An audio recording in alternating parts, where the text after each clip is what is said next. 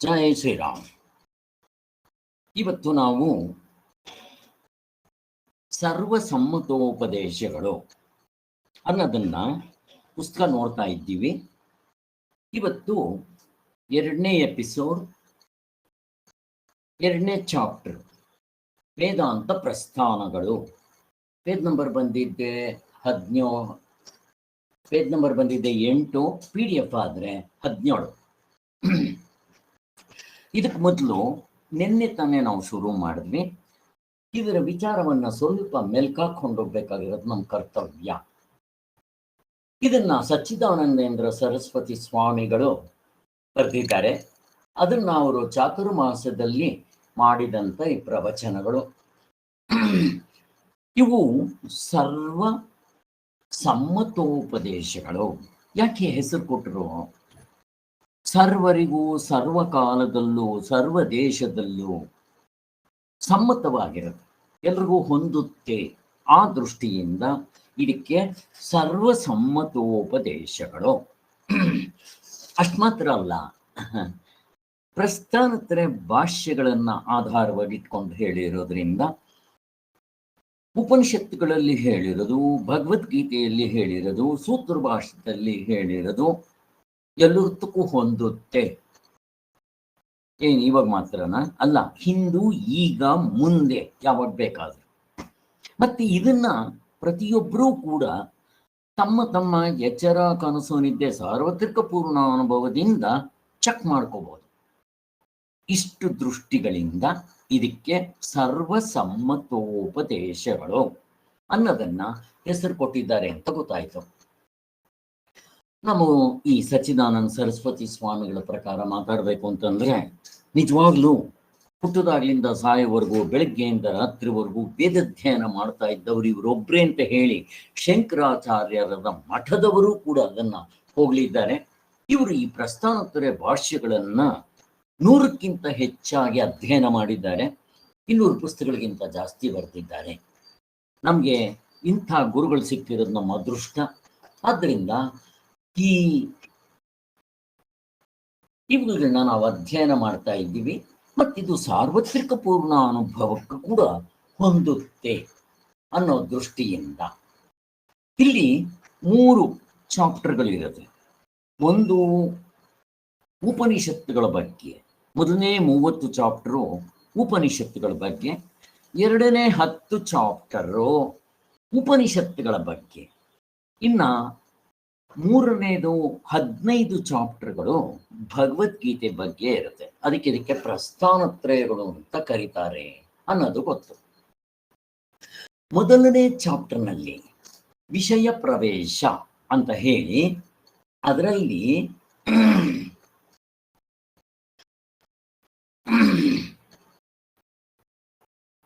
ಆಚಾರ್ಯರ ವಿಚಾರವನ್ನ ನಮ್ಮ ಮುಂದೆ ಇಟ್ಟಿರ್ತಾರೆ. ಆಚಾರ್ಯರು ಅಂದ್ರೆ ಯಾರಿಲ್ಲಿ? ಶಂಕರಾಚಾರ್ಯರು ಅಂತ. ಇದು ಶಂಕರಾಚಾರ್ಯರ ಉಪದೇಶ ಆಗಿರೋದ್ರಿಂದ ಇಲ್ಲಿ ನಮ್ಗೆ ಶಂಕರಾಚಾರ್ಯರ ಬಗ್ಗೆ, ಅವ್ರು ಎಲ್ಲಿ ಹುಟ್ಟಿದ್ರು, ಅವ್ರ ತಂದೆ ತಾಯಿಗಳು ಯಾರು, ಯಾವಾಗ ಸನ್ಯಾಸ ದೀಕ್ಷೆ ತಗೊಂಡ್ರು, ಯಾವಾಗ ಅವರು ಭಾಷ್ಯವನ್ನ ಕಂಪ್ಲೀಟ್ ಮಾಡಿದ್ರು, ಇವೆಲ್ಲ ಬೇಕಾದಷ್ಟಿದೆ. ಅವರ ಜೀವನ ಚರಿತ್ರೆಗೆ ಸಂಬಂಧಪಟ್ಟಿದ್ದು ವ್ಯವಹಾರಿಕವಾಗಿ 10-12 ಪುಸ್ತಕಗಳಿದೆ. ಒಂದಿದ್ದಂಗೆ ಇನ್ನೊಂದಿಲ್ಲ. ಆದ್ದರಿಂದ ಇವುಗಳನ್ನ ಹಿಡ್ಕೊಂಡು ನಾವು ಶಂಕರಾಚಾರ್ಯರು ಏನ್ ಹೇಳಿದ್ದಾರೆ ಅಂತ ನೋಡಕ್ ಹೋಗಬಾರದು. ಮತ್ತಿನ್ನೇನು, ಶಂಕರಾಚಾರ್ಯ ಸ್ವಂತ ತಮ್ಮ ಹಸ್ತದಿಂದ ಬರೆದು ಅವರೂ ಕೂಡ ತೈತರಿಯ ಉಪನಿಷತ್ನಲ್ಲಿ ಹೇಳ್ಕೊಂಡಿದ್ದಾರೆ.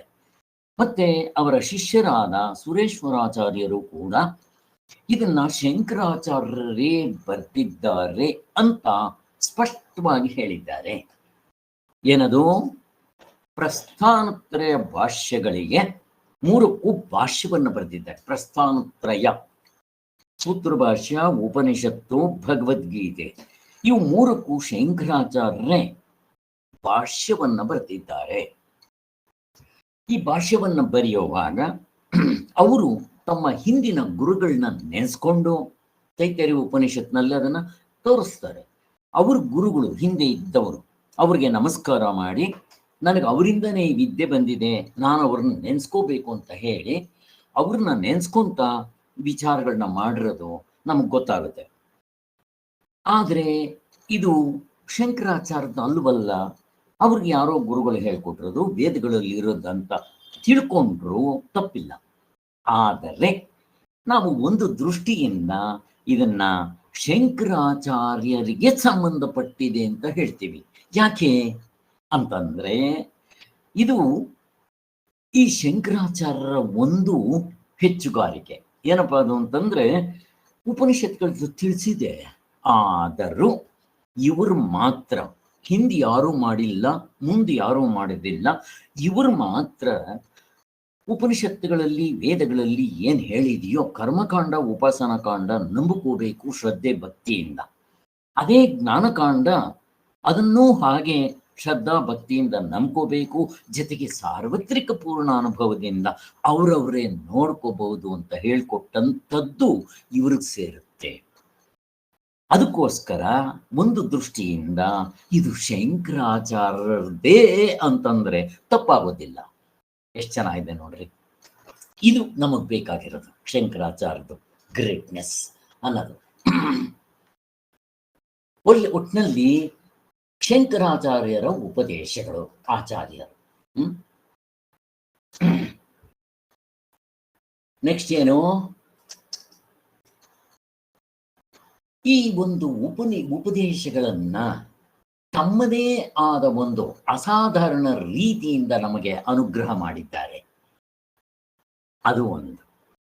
ಎರಡನೇದು, ಶಂಕರಾಚಾರ್ಯರಿಗಿಂತ ಹಿಂದೆ ಬರೆದಂತ ಗುರುಗಳು, ಅವ್ರ ಗುರುಗಳು ಏನು ಹೇಳಿದ್ರು, ಗೋವಿಂದ ಪಾದರು ಯಾವುದೂ ಇಲ್ಲ ನಮಗೆ. ಹಾಗಾದ್ರೆ ಇದು ಅವರ ಸಂಪ್ರದಾಯ ಹಿಂದಿನವ್ರದ್ದು ಯಾರ್ದಾದ್ರೂ ಇದೆಯಾ ಅಂತಂದ್ರೆ ಯಾರ್ದಿದೆ? ಪ್ರಶ್ನೆ ಕೇಳ್ತಾ ಇದ್ದೀನಿ. ಯಾರ್ದಿದೆ ಮೀನಮ್ಮ? ಯಾರ್ದಿದೆ? ಶಂಕರಾಚಾರ್ಯಗಿಂತ ಹಿಂದೆ ಬರ್ದಿರೋರ್ದು ಯಾವ್ದಾದ್ರು ಇದೆಯಾ ಇವಾಗ ನಮ್ಗೆ? ಗೌಡಪಾದ ಇದೆಯಲ್ಲ sir. Very good, very good. ನೋಡ್ರಿ, ಹೀಗೆ ಗೌಡಪಾದ ಹೃದಯ ಶಂಕರಾಚಾರ್ಯರ ಪರಮ ಗುರುಗಳು ಬರೆದಿರೋದು ಇದೆ. ಅವರೇ ಸ್ವಂತ ಮಾಂಡಿಕ್ಯ ಉಪನಿಷತ್ತನ್ನ ಮುಖ್ಯವಾಗಿ ಇಟ್ಕೊಂಡು ಕಾರಿಕೆಗಳ ರೂಪದಲ್ಲಿ ಬರೆದಿದ್ದಾರೆ. ಅದು ಇರೋದ್ರಿಂದ ಶಂಕರಾಚಾರ್ಯರು ಅದಕ್ಕೂ ಕೂಡ ಭಾಷ್ಯ ಬರೆದಿದ್ದಾರೆ. ಇಷ್ಟು ನಮ್ಗೆ ಗೊತ್ತಾಯ್ತು. ಅಲ್ಲಿಗೆ ಯಾರಾದ್ರೂ ಕಾಶಿಗೆ ಹೋಗಿ ಆ ಗಂಗೆ ತಗೊಂಡ್ಬಂದು ಪೂಜೆ ಮಾಡಿ ಮನೆಯವ್ರಿಗೆ ಎಲ್ರು ಸುತ್ತಲೂ ಊರಿನಲ್ಲಿರೋರಿಗೆಲ್ಲ ಹಂಚುತ್ತಾರಲ್ವಾ, ಹಾಗೆ ಶಂಕರಾಚಾರ್ಯರು ಈ ಅನುಭವವನ್ನ ಕಂಡುಕೊಂಡು ಗುರುಗಳಿಂದ ತಿಳ್ಕೊಂಡು ಅವ್ರಿಗೆ 8ನೇ ವರ್ಷಕ್ಕೆ ಅಧ್ಯಯನ ಪೂರ್ತಿ ಆಗ್ಬಿಡುತ್ತೆ. ಅವ್ರಿಗೆ 8ನೇ ವರ್ಷಕ್ಕೆ ಸನ್ಯಾಸ ದೀಕ್ಷೆ ತಗೊಂತಾರೆ ಮತ್ತು ಅವರು ಮುಕ್ತರು ಆಗ್ತಾರೆ. ಇದು 16ನೇ ವರ್ಷಕ್ಕೆ ಭಾಷ್ಯಗಳನ್ನ ಬರೀತಾರೆ, ಮತ್ತೆ ಪರ್ಯಟನೆ ಹೋಗ್ತಾರೆ ಪ್ರಪಂಚ ಪೂರ್ತಿ. 4 ಕಡೆ ಆಶ್ರಮಗಳನ್ನ ಸ್ಥಾಪನೆ ಮಾಡಿ ಎಲ್ಲರೂ ಇದನ್ನ ಪ್ರಚಾರ ಮಾಡಬೇಕು ಅಂತ ಹೇಳಿ 32ನೇ ವರ್ಷಕ್ಕೆ ದೇಹವನ್ನ ತ್ಯಾಗ ಮಾಡಿಬಿಡ್ತಾರೆ. ಇಷ್ಟಂತೂ ಕರೆಕ್ಟ್, ಇವೆಲ್ಲ ಕರೆಕ್ಟ್ ಆಗಿ ಏನಾದ್ರೂ ಇಟ್ಕೊಳ್ಳಿ. ಆದ್ದರಿಂದ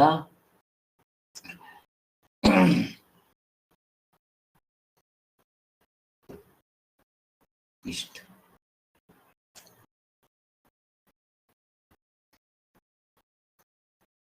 ಸೊ ನೆಕ್ಸ್ಟ್ ಏನಪ್ಪ, ಆಚಾರ್ಯರ ಸರ್ವಸಮ್ಮತವಾದ ಉಪದೇಶಗಳು ಹೇಗಾಗುತ್ತಿದ್ದು ಅಂತ ಪ್ರಶ್ನೆ ಕೇಳಿದಾಗ, ಈಗ ಎಷ್ಟೊಂದು ಧರ್ಮಗಳಿದೆ.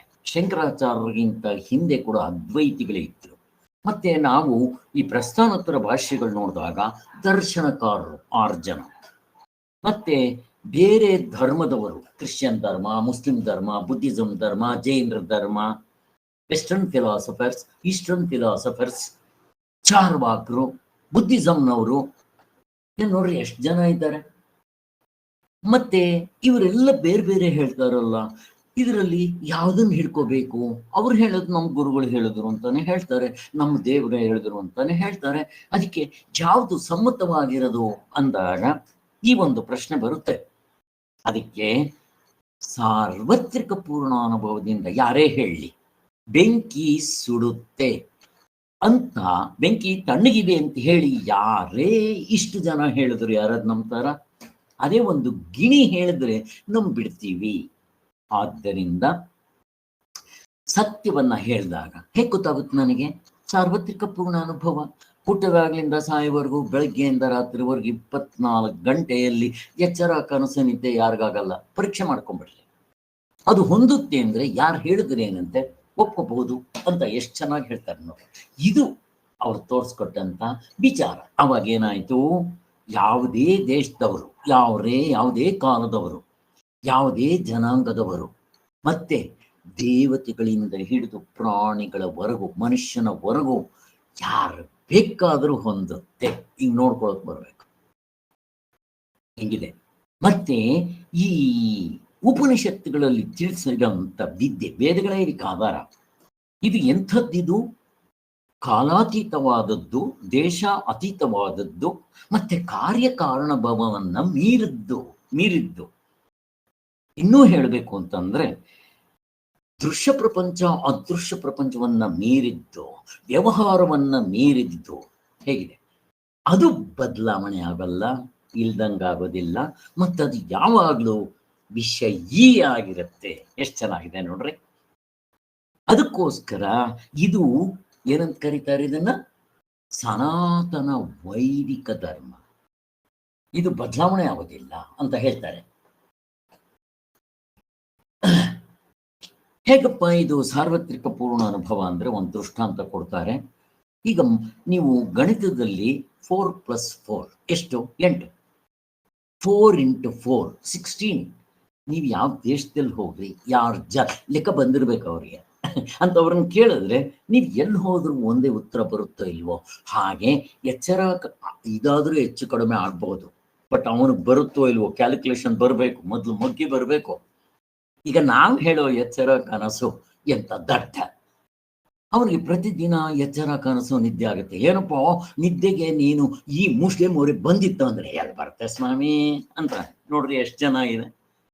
ಹೀಗೆ ಇಟ್ಕೋಬೇಕು ನಾವು. ಇದು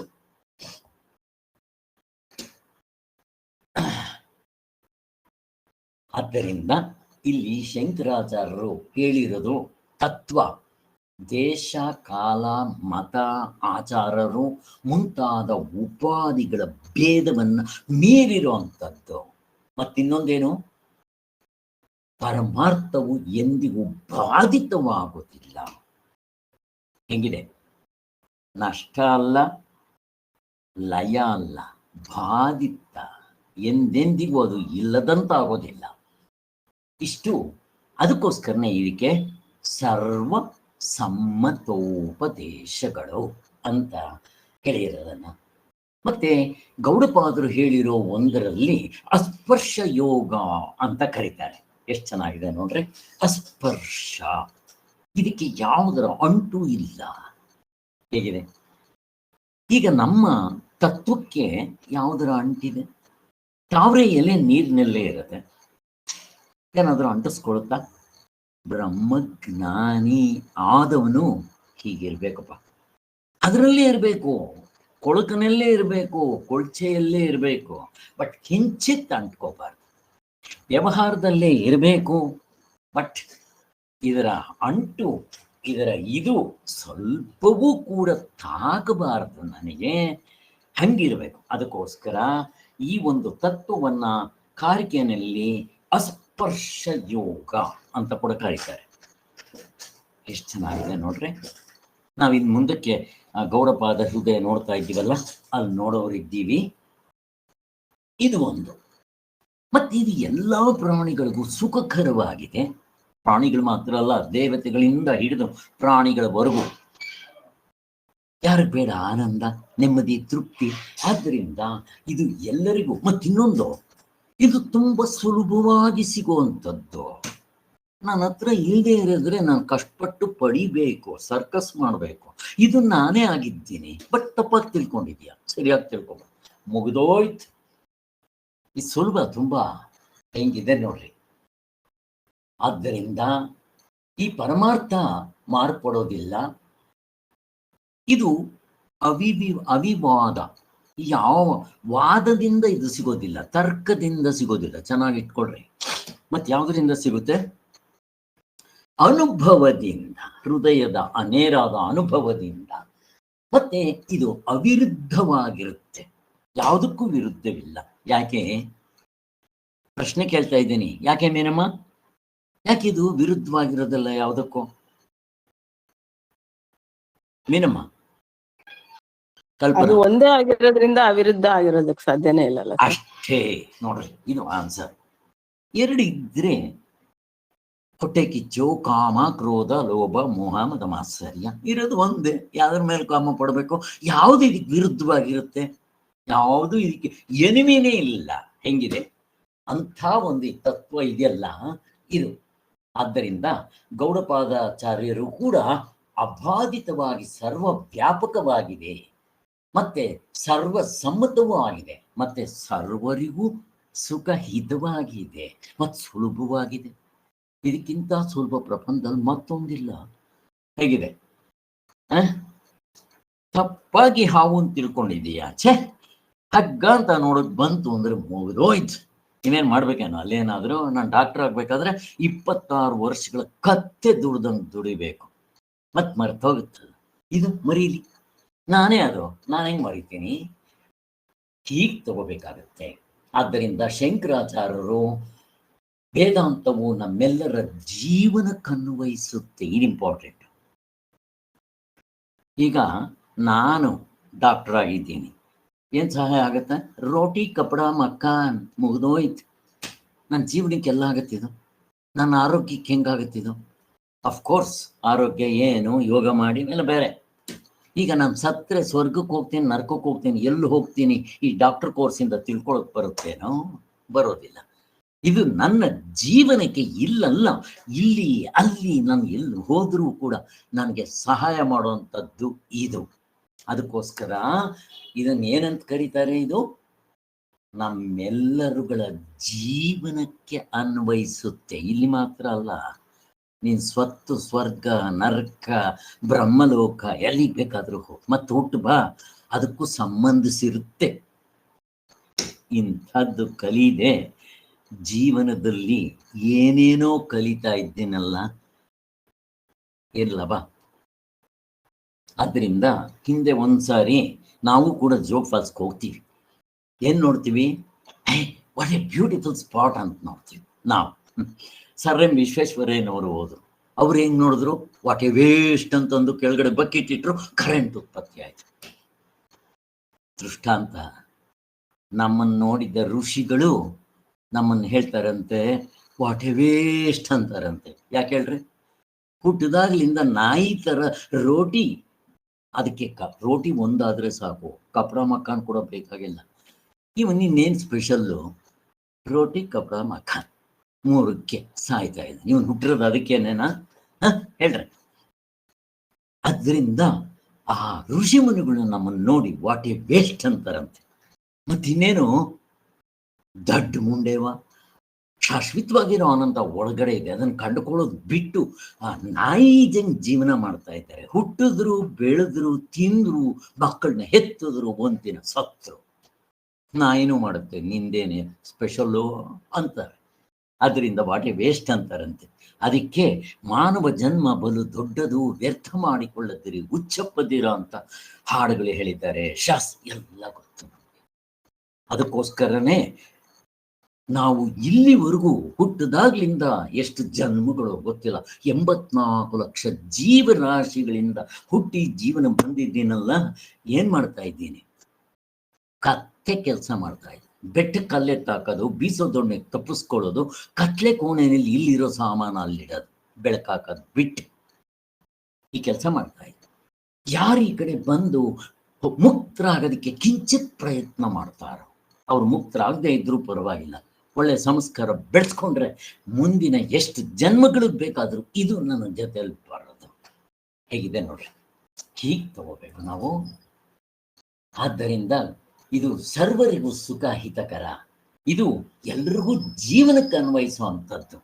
ಯಾವ್ದಿದೆಯಪ್ಪ ತರ ಜೀವನಕ್ಕೆ ಅನ್ವಯಿಸೋದು? ನೋ,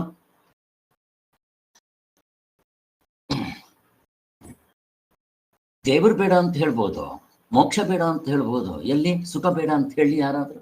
ಗೊತ್ತಿಲ್ಲ ಗೂಬೆಗಳಿಗೆ. ದೇವರು, ಮೋಕ್ಷ, ಅಥವಾ ಅದನ್ನು ನಾವು ಇನ್ನೊಂದು ಅರ್ಥದಲ್ಲಿ ನಾನು ಕರೆಯೋದು ಸುಖ ಅಂತ ಕರಿ. ನಾನು ಮೋಕ್ಷ ಗೀಕ್ಷೆ ಕರೆಯಕ್ಕೆ ಹೋಗಲ್ಲ. ಸುಖ ಯಾರಿಗೆ ಬೇಡ ಅದು. ಆದ್ದರಿಂದ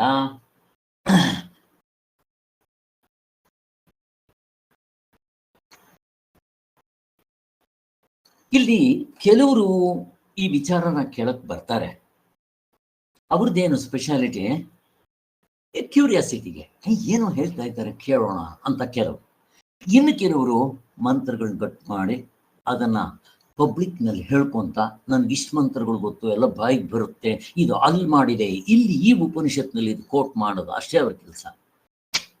ಇನ್ನು ಕೆಲವರು ಏನು, ವೈರಾಗ್ಯ, ಸ್ಮಶಾನ ವೈರಾಗ್ಯ, ಪ್ರಸೂತಿ ವೈರಾಗ್ಯ, ಅಭಾವ ವೈರಾಗ್ಯದಿಂದ ಏನೋ ಕಷ್ಟ ಬಂದ್ಬಿಟ್ರೆ ಅಯ್ಯೋ ಇಷ್ಟೇನ ಪ್ರಪಂಚ ಅಂತ ಕೇಳೋಕ್ ಬರ್ತಾರೆ. ಎಲ್ಲ ಸ್ವಲ್ಪ ದಿವಸ, ಆಮೇಲೆ ಗೋವಿಂದ. ಇನ್ನು ಕೆಲವರು ಶಂಕರಾಚಾರ್ಯ ಏನ್ ಹೇಳಿದ್ದಾರೆ ನೋಡೋಣ ಅದೇನು. ಇನ್ನು ಕೆಲವರು ಶಂಕರಾಚಾರ್ಯನ ಹೊಗಳೋರು, ಇನ್ನು ಕೆಲವರು ಶಂಕರಾಚಾರ್ಯನವನ್ನ ಜಗಳೋರು. ಏನಿವರು ಮಾಯೆ ಅಂತ ಅಂದ್ಬಿಟ್ರು. ಇದೇನ್ ಮಾಯನಾ? ಇವರು ಪೊಲಿಟಿಕಲ್ ಲೀಡರ್, 5 ವರ್ಷ ನಾವು ಪಂಚವಾರ್ಷಿಕ ಯೋಜನೆ ಹಾಕೊಂತೀವಿ, ಇವ್ರು ಕನಸು ಅಂತ ಅಂದ್ಬಿಟ್ರು, ಮಾಯೆ ಅಂತ ಅಂದ್ಬಿಟ್ರು. ಮತ್ತೆ ಇವ್ರು ಶಂಕರಾಚಾರ್ಯರು ಎಲ್ಲರೂ ಸನ್ಯಾಸಿಗಳಾಗ, ಸನ್ಯಾಸಿಗಳಿಗೆ ಸಿಗೋದು ಹಿಂಗೆಲ್ಲ ತಗೊಂಬಂದು ಹಿಂಗೆಲ್ಲ ಹೇಳಿ ಶಂಕರಾಚಾರ್ಯನ ಬೈಯೋರು ಇದ್ದಾರೆ, ಶಂಕರಾಚಾರ್ಯರು ಎಂಥ ಕೆಲಸ ಮಾಡೋದು ಅಂತ ಹೋಗಳವರು ಇದ್ದಾರೆ. ಇನ್ನು ಕೆಲವರು ಕ್ಯೂರಿಯಾಸಿಟಿ ಬಂದು ಕೇಳೋರು, ಇನ್ನು ಕೆಲವರು ಅಭಾವದಿಂದ ಬರೋರು. ಹೀಗೆ ಯಾವುದು ಅಲ್ಲ ಸ್ವಾಮಿ. ಮತ್ತು ಮುಖ್ಯವಾಗಿ ಬರೋರು ಯಾರು? ಮುಮುಕ್ಷುಗಳು. ನಾನು ನಿಜವಾಗ್ಲೂ ಮುಕ್ತನಾಗಬೇಕು, ಶಾಶ್ವತವಾಗಿರೋ ಆನಂದವನ್ನ ಪಡಿಬೇಕು, ನನ್ನ ಜೀವನದಲ್ಲಿ ಫುಲ್ ಸ್ಟಾಪ್ ಮಾಡ್ಕೋಬೇಕು ಅಂತ ಯಾರಿಗೆ ಆಸಕ್ತಿ ಇರುತ್ತೋ ಅವರೇ ಜಿಜ್ಞಾಸು ಆಗಬೇಕು. ಅರ್ಥಾರ್ಥಿ ಅಲ್ಲ, ಮುಮುಕ್ಷು ಆಗಬೇಕು. ಇದು ಹೇಳ್ತಾ ಇರೋದಿಲ್ಲ. ಅದನ್ನ ಸರಿಯಾಗಿ ವಿಚಾರ ಮಾಡಿ ಸರ್ವಸಮ್ಮತವಾದ ಒಂದು ನಿರ್ಣಯಕ್ಕೆ ಬಂದು ಮುಟ್ಟಿದರೆ ಪರಮ ಪುರುಷಾರ್ಥವೇ ದೊರಕ್ಬಿಡುತ್ತೆ. ಆದ್ದರಿಂದ ಶಂಕರಾಚಾರ್ಯರು ತಮ್ಮ ಉಪದೇಶಗಳೆಲ್ಲ ವೇದಾಂತದ ಆಧಾರದ ಮೇಲೆ ನಿಂತಿದೆ. ಶಂಕರಾಚಾರ್ಯ ಏನು ಹೊಸದಾಗಿ ಏನು ಬರೆದಿಲ್ಲ, ವೇದಗಳಲ್ಲಿ ಇದೆ. ಅದನ್ನ ಉಪನಿಷತ್ತುಗಳಲ್ಲಿ ಹೇಗೆ ಅರ್ಥ ಮಾಡ್ಕೋಬೇಕು, ಭಗವದ್ಗೀತೆನೂ ಅವ್ರೇನು ಬರ್ದಿಲ್ಲ, ಕೃಷ್ಣ ಹೇಳಿದ್ದಾನೆ, ವೇದವ್ಯಾಸರು ಹಾಕಿದ್ದಾರೆ. ಇದಕ್ಕೆ ಇವರು ಭಾಷೆ ಬರೆದು ಹೀಗೆ ಮಾಡಿಕೊಂಡ್ರೆ ಇದು ಪಂಡಿತರ ಸೊತ್ತಲ್ಲ. ಯಾವ ಪ್ರತಿಯೊಬ್ಬರಿಗೂ ಪರಮಾತ್ಮನು ಆತ್ಮನಾಗಿರೋದ್ರಿಂದ ಪ್ರತಿಯೊಬ್ಬರೂ ತಿಳ್ಕೋಬಹುದು ಸುಲಭವಾಗಿ. ಇದರಷ್ಟು ಸುಲಭ ಮತ್ತೊಂದಿಲ್ಲ ಪ್ರಪಂಚದಲ್ಲಿ ಅಂತ ಹೇಳ್ತಾರೆ. ಹೇಗೆ ಆದ್ರೆ ಯಾರಿಗೂ ಬೇಡ ಇದು. ಎಲ್ಲಾದ್ರೂ ಹೇಳಕ್ಕೋದ್ರೆ ತೆಗೆದಿಡ್ರಿ ನಿಮ್ ಗೊಡ್ಡ ಪುರಾಣ ಅಂತಾರೆ, ತೆಗೀರಿ ರಾಮಾಯಣ, ದಿನ ಕೇಳಿದ್ದೆ ನಿಮ್ ರಾಮಾಯಣ ಮಹಾಭಾರತ, ನಿಮ್ ವೇದ ಅಂತ ಅಂತಾರೆ ಜನ. ಏನ್ ಹೇಳ್ಕೊಳ್ಬೇಕು, ಸಾಯ್ಬೇಕು ಗೊತ್ತಿಲ್ಲ. ವೇದ ಅಂತಂದ್ರೆ ಏನು? ವೇದಗಳ ಕೊನೆ. ಆದ್ದರಿಂದ ವೇದವನ್ನ ಎಲ್ಲರೂ ಪ್ರಮಾಣ ಅಂತ ಏನು ಒಪ್ಪಿರೋದಿಲ್ಲ. ಯಾಕೆ? ಬೇರೆ ಧರ್ಮದವರು ವೇದಗಳನ್ನ ಒಪ್ಪಲ್ಲ. ಅದಕ್ಕೋಸ್ಕರನೇ ಎಚ್ಚರ ಕನಸು ನಿದ್ದೆ ಯಾರಪ್ಪ ಅಂತ ನೋಡ್ಕೊಳ್ರಪ್ಪ ಅಂತ ಹೇಳಿದ್ರು. ಹೀಗೆ ಆದ್ದರಿಂದ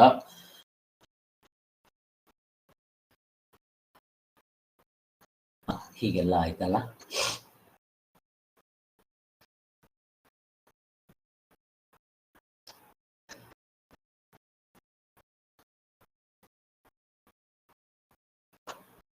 ನಾವು ಶಂಕರಾಚಾರ್ಯನ ಅರ್ಥ ಮಾಡ್ಕೋಬೇಕು ಅಂತಂದ್ರೆ ಅವ್ರ ಜೀವನ ಚರಿತ್ರೆಗಳೆಲ್ಲ ಅವರು ಬರೆದಂತ ನಮ್ಮ ಕಣ್ಣೆದುರುಗಡೆ ಅವರೇ ಬರೆದಿರೋದು. ಪ್ರಪಂಚದಲ್ಲಿ ಎಲ್ಲರೂ ಒಮ್ಮತದಿಂದ ಒಪ್ಕೊಂತಾರೆ. ಹಿಡ್ಕೊಳ್ರಿ ಅದನ್ನ. ಶಂಕರಾಚಾರ್ಯ ಹೃದಯ ಏನು ಅಂತ ಗೊತ್ತಾಗುತ್ತೆ. ಅದನ್ನ ಪ್ರತಿಯೊಬ್ಬರಿಗೂ ಸುಲಭ ಅರ್ಥ ಮಾಡ್ಕೋಬಹುದು ಅನ್ನೋದು ಗೊತ್ತಿರುತ್ತೆ. ಆದ್ದರಿಂದ ಈ ಸರ್ವಸಮ್ಮತೋಪದೇಶಗಳಲ್ಲಿ ಈ ಪ್ರಸ್ಥಾನತ್ರಯ ಭಾಷ್ಯವನ್ನ ತಿಳಿಸ್ತಾ ಬರ್ತಾರೆ. ಆದ್ದರಿಂದ ಅವೇ ನಿಜವಾದ ಉಪದೇಶಗಳು. ಯಾಕೆ? ಯಾರು ಬೇಕಾದರೂ ಚೆಕ್ ಮಾಡ್ಕೋಬಹುದು. ಆ ದೃಷ್ಟಿಯಿಂದ ಇವಕ್ಕೆ ಸರ್ವಸಮ್ಮತವಾಗಿ ಈಗಲೂ ಇದೆ, ಅಂದು ಇದೆ, ಈಗಲೂ ಇದೆ, ಮುಂದೇನೂ ಇರುತ್ತೆ. ಇಷ್ಟು ನಾವು ಹಿಂದೆ ಕ್ಲಾಸ್ನಲ್ಲಿ ನೋಡಿದ್ವಿ. ಈಗ 2ನೇ ಚಾಪ್ಟರ್ ಬಂದಿದ್ವಿ, ವೇದಾಂತ ಪ್ರಸ್ಥಾನಗಳು. ಇಲ್ಲಿ ಪ್ರಸ್ಥಾನತ್ರಯ ಅಂತಾರೆ. ಇಲ್ಲಿ ವೇದಾಂತ, ಈ ಪ್ರಸ್ಥಾನಗಳಿಗೆ ಆಧಾರ ಯಾವುದು, ಎಲ್ಲಿಂದ ಬರುತ್ತೆ? ಪ್ರಸ್ಥಾನತ್ರಯ ಅಂದ್ರೆ 3 ಗೊತ್ತು ನಮ್ಗೆ. ಸೂತ್ರ ಭಾಷ್ಯ, ಭಗವದ್ಗೀತೆ, ಉಪನಿಷತ್ತು. ಫಸ್ಟ್ ಉಪನಿಷತ್ತು. ಈ ಉಪನಿಷತ್ತುಗಳು ವಿವೇಕಾನಂದರು ತುಂಬಾ ಚೆನ್ನಾಗಿ ಹೇಳ್ತಾರೆ. ಇದು ಉಪನಿಷತ್ತುಗಳು, ವೇದಗಳ ಕೊನೆ ಭಾಗ. ಉಪನಿಷತ್ತುಗಳಂದ್ರೆ ಏನು ಅಂದ್ರೆ, ಯಾರಾದ್ರೂ ನಾವೊಂದು ತೋಟಕ್ಕೆ ಹೋಗಿದ್ದೆ, ಎಲ್ಲಾ ತರದ ಹೂವುಗಳು ಕಿತ್ತು ಒಂದು ಹಾರ ಕಟ್ಟಿದ್ರೆ ಅದೇನಾಗುತ್ತೆ? ಸುಂದರವಾಗಿರುತ್ತೆ. ಕರಾವರಿ ಕಲ್ಲರ್ ಹೂವ ನೋಡೋದಕ್ಕೆ ತುಂಬಾ ಚೆನ್ನಾಗಿರುತ್ತೆ. ಅದು ಭಗವದ್ಗೀತೆ. ಎಲ್ಲ ಉಪನಿಷತ್ತುಗಳ ಸಾರ ಹೇಗಿದೆ? ಆ ಭಗವದ್ಗೀತೆಯಲ್ಲಿ ತತ್ವಗಳು ಇದೆ, ಸಾಧನೆಯೂ ಇದೆ, ಮತ್ತೆ ಆ ಉಪನಿಷತ್ತುಗಳು 106 ಇದೆ. ಹೆಂಗ ಅರ್ಥ ಮಾಡ್ಕೊಳ್ಳೋದು ಅವು? ಅದೇ ಶಂಕರಾಚಾರ್ಯ ಏನೋ 10 ಉಪನಿಷತ್ತುಗಳು ಭಾಷ್ಯ ಬರೆದಿದ್ದಾರೆ, 10. ಮಿಕ್ಕಿರೋದು ಏನ್ ಮಾಡ್ಬೇಕು? ಅದಕ್ಕೆ ಎಲ್ರೂ ಪಂಡಿತರಾಗೋಕ್ ಸಾಧ್ಯನಾ? ಎಲ್ರೂ ಅಷ್ಟೊಂದು ಓದೋಕ್ ಸಾಧ್ಯನಾ? ನಮ್ಗೆ ಸಮಯನೇ ಇಲ್ಲದೆ ಇದ್ದಾಗ ಏನ್ ಮಾಡ್ಬೇಕು? ಅದಕ್ಕೋಸ್ಕರ ಈಗಿನ ಕಾಲಕ್ಕೆ ತುಂಬಾ ಸುಲಭವಾಗಿರೋದು ಅಂತಂದ್ರೆ, ಆ ಉಪನಿಷತ್ತುಗಳ ಸಾರಾಂಶವನ್ನ ಬರೀ 700 ಶ್ಲೋಕದಲ್ಲಿ 18 ಅಧ್ಯಾಯದಲ್ಲಿ ತುಂಬಿಟ್ಟಿದ್ದಾರೆ. ನೀವು ಭಗವದ್ಗೀತೆ ಒಂದನ್ನು ಓದಿದ್ರೂ ಸಾಕು, ಅದನ್ನ ಪಂಚಮ ವೇದ ಅಂತಾರೆ. ಹೇಗಿದೆ ನೋಡ್ರಿ. ಆದ್ದರಿಂದ ಇದನ್ನು ಒಂದನ್ನ ನಾವು ಚೆನ್ನಾಗಿ ಅರ್ಥ ಮಾಡ್ಕೋಬೇಕು. ಭಗವದ್ಗೀತೆನ ಹಂಗ್ ಮಾಡಿದ್ರು ಆಯ್ತು ಅಂತ ಹೇಳ್ತಾ ಇದ್ದಾರೆ. ಈಗ ಶಂಕರಾಚಾರ್ಯ ತತ್ವ ವಿಚಾರಗಳಿಗೆ ಆಧಾರ ಏನು? ವೇದಾಂತವೇ ಆಧಾರ. ವೇದಾಂತ ಅಂದ್ರೆ ಏನು? 4 ವೇದಗಳಿದೆ. ಆ ವೇದಗಳ ಕೊನೆ ಭಾಗವನ್ನ ವೇದಾಂತ, ಉಪನಿಷತ್ತುಗಳು ಅಂತ ಕೂಡ ಕರೀತಾರೆ. ಸೊ ಇಷ್ಟ ಆಯ್ತು.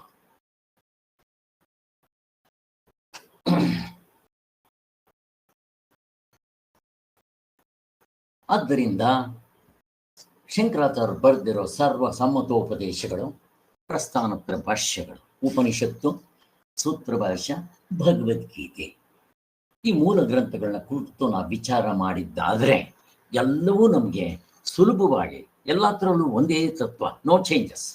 ನೀವು ಯಾವ್ದು ಬೇಕಾದ್ರೂ ಇಟ್ಕೊಂಡು ಹೋಗ್ಬೋದು. ಪ್ರತಿಯೊಂದರಲ್ಲೂ ಅದನ್ನೇ ಹೇಳಿದ್ದಾರೆ, ಒಂದೊಂದರಲ್ಲೂ ಒಂದೊಂದು ಥರ ಹೇಳಿದ್ದಾರೆ.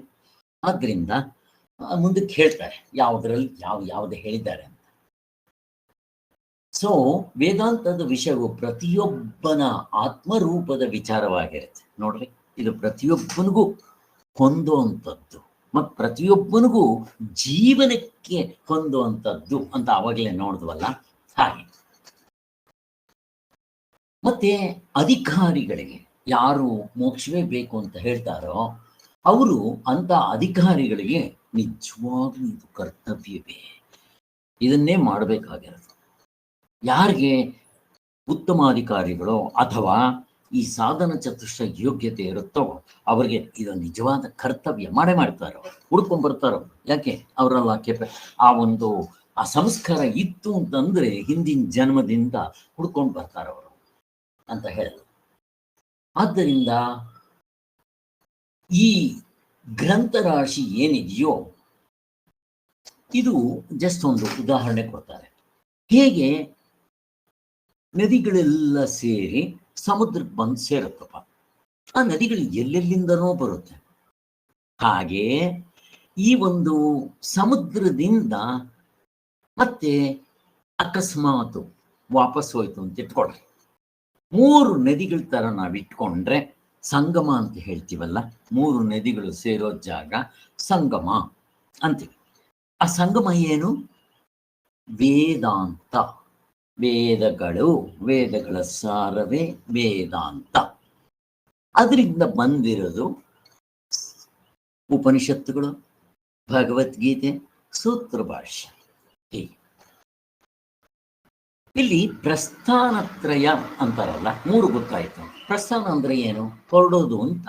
ಎಲ್ಲಿಗೆ ಹೊರಡೋದು ಅಂತಂದಾಗ ನಮ್ಮ ಪುರಾಣಗಳಲ್ಲಿ, ಎಸ್ಪೆಷಲಿ ಮಹಾಭಾರತದಲ್ಲಿ, ನಾವು ಎಲ್ಲಿಗೋ ಒಂದು ಕಡೆ ಹೋಗ್ಬೇಕು ಅಂತಿರ್ತೀವಿ ಅಂತ ಇಟ್ಕೊಳ್ರಿ. ಆವತ್ತು ದಿನ ನಮಗೆ ಚೆನ್ನಾಗಿರಲ್ಲ ಅಂತ ಇಟ್ಕೊಳ್ರಿ. ಅದನ್ನೇನಂತಾರೆ ಅವರು?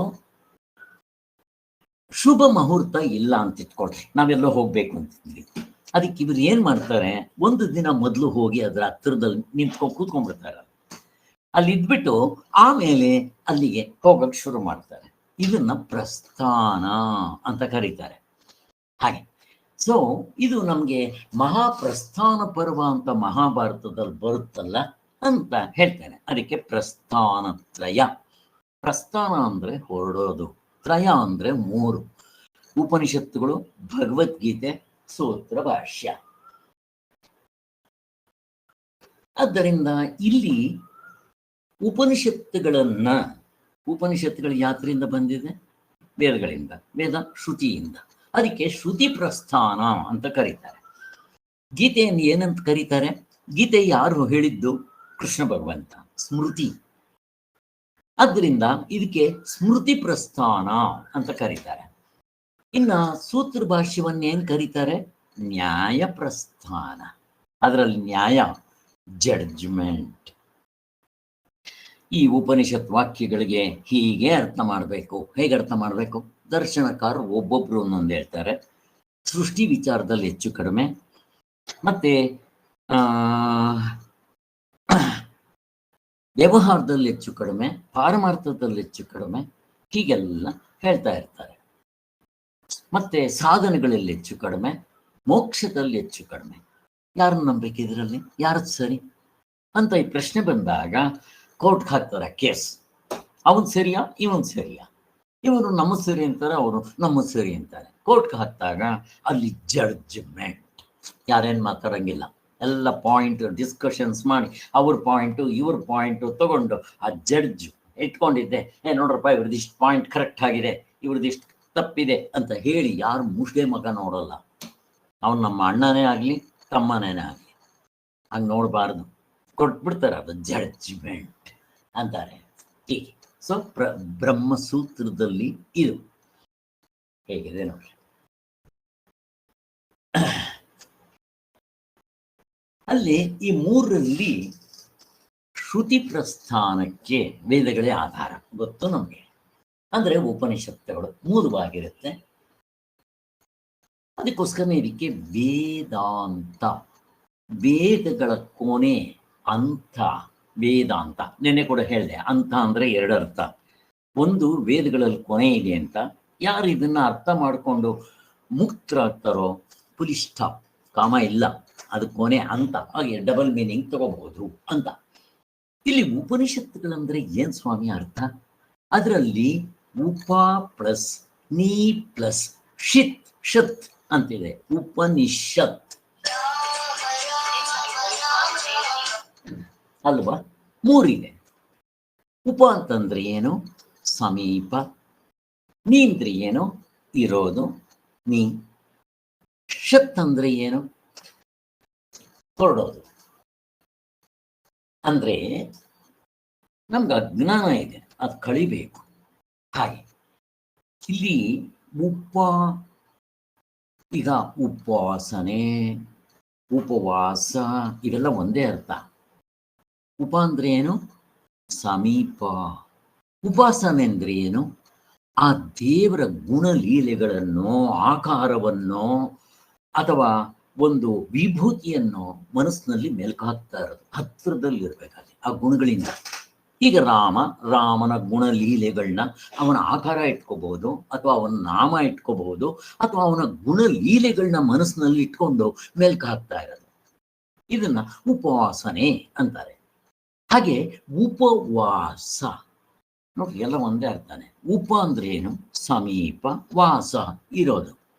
ಆದ್ರೆ ನಮ್ಮಲ್ಲಿ ಆಹಾರ ತಿಂದೆ ಅವತ್ತು ಜಾಗರಣೆ ಇದ್ರೆ ಉಪವಾಸ ಅಂತಾರೆ. ಜಾಗರಣೆ ಅಂದ್ರೆ ರಾತ್ರಿ ಹೊತ್ತು, 15 ದಿವಸಕ್ಕೊಂದ್ಸಾರಿ ಉಪವಾಸ ಅಂತ ಕರಿತೀವಿ. ಬಟ್ ಅವಾಗ ನಿಜವಾಗ್ಲೂ ನಾವು ಮಾಡ್ಬೇಕಾಗಿರೋದು ಏನು? ಪ್ರಶ್ನೆ ಕೇಳ್ತಾರೆ. ಉಪವಾಸ ಅಂತೀವಲ್ಲ, ಅವತ್ತು ನಿಜವಾಗ್ಲೂ ಮಾಡ್ಬೇಕಾಗಿರೋದೇನು? ಆಹಾರ ತಗೊಳ್ದೇ ಇರೋದು ಉಪವಾಸ ನಿಜವಾದ ಅರ್ಥ ಅಲ್ವೇ ಅಲ್ಲ. ಏನ್ ಮಾಡ್ಬೇಕು? ಯಾರಾದ್ರೂ ಹೇಳಿ. ಮಿನಿಮಮ್ ಭಗವಂತನ ಹತ್ತಿರ ಇರೋದು, ವಾಸವಾಗಿರೋದು ಅಂದ್ರೆ ನಾಮ ಮಂತ್ರ ಜಪ ಇದು ಮಾಡ್ಕೊಂಡಿರೋದು. ಎಲ್ಲದಕ್ಕಿಂತ ಹೆಚ್ಚಾಗಿ ವಿಚಾರಗಳು ಕೇಳೋದು ಉಪನಿಷತ್ತುಗಳು. ಇದು ವಸ್ತುತಂತ್ರ ಸಾಧನೆ. ನೀವು ಯಾವ್ದು ಮಾಡ್ತೀರಿ ನೋಡ್ರಿ, ಇದು ಕರ್ತೃತಂತ್ರವ ವಸ್ತುತಂತ್ರ ನಮ್ಗೆ ಇವಾಗ ಗೊತ್ತಾಗಿದೆ. ನೀವು ಯಾವ ಸಾಧನೆ ಮಾಡಿದ್ರೆ ಒಳ್ಳೇದು?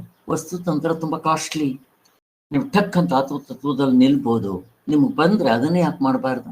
ಬರದೇ ಇದ್ರೆ ಕೆಳಗೆಂದಿದೆ ಉಪಾಸನೆ, ಅದು ಬರ್ದೇ ಇದ್ರೆ ಕರ್ಮಯೋಗ ಇದೆ, ಅದು ಬರ್ದೇ ಇದ್ರೆ ಕಾಮ್ಯ ಕರ್ಮ ಇದೆ. ನಮ್ಮಲ್ಲಿ ಎಷ್ಟು ಸ್ಟೆಪ್ಸ್ ಹೇಳಿದ್ದದ್ ನೋಡ್ರಿ. ನಾವು ಎಲ್ಲಿದ್ದೀವಿ ನೋಡ್ಕೊಂಡು ಅವುಗಳು ಮಾಡಬೇಕು.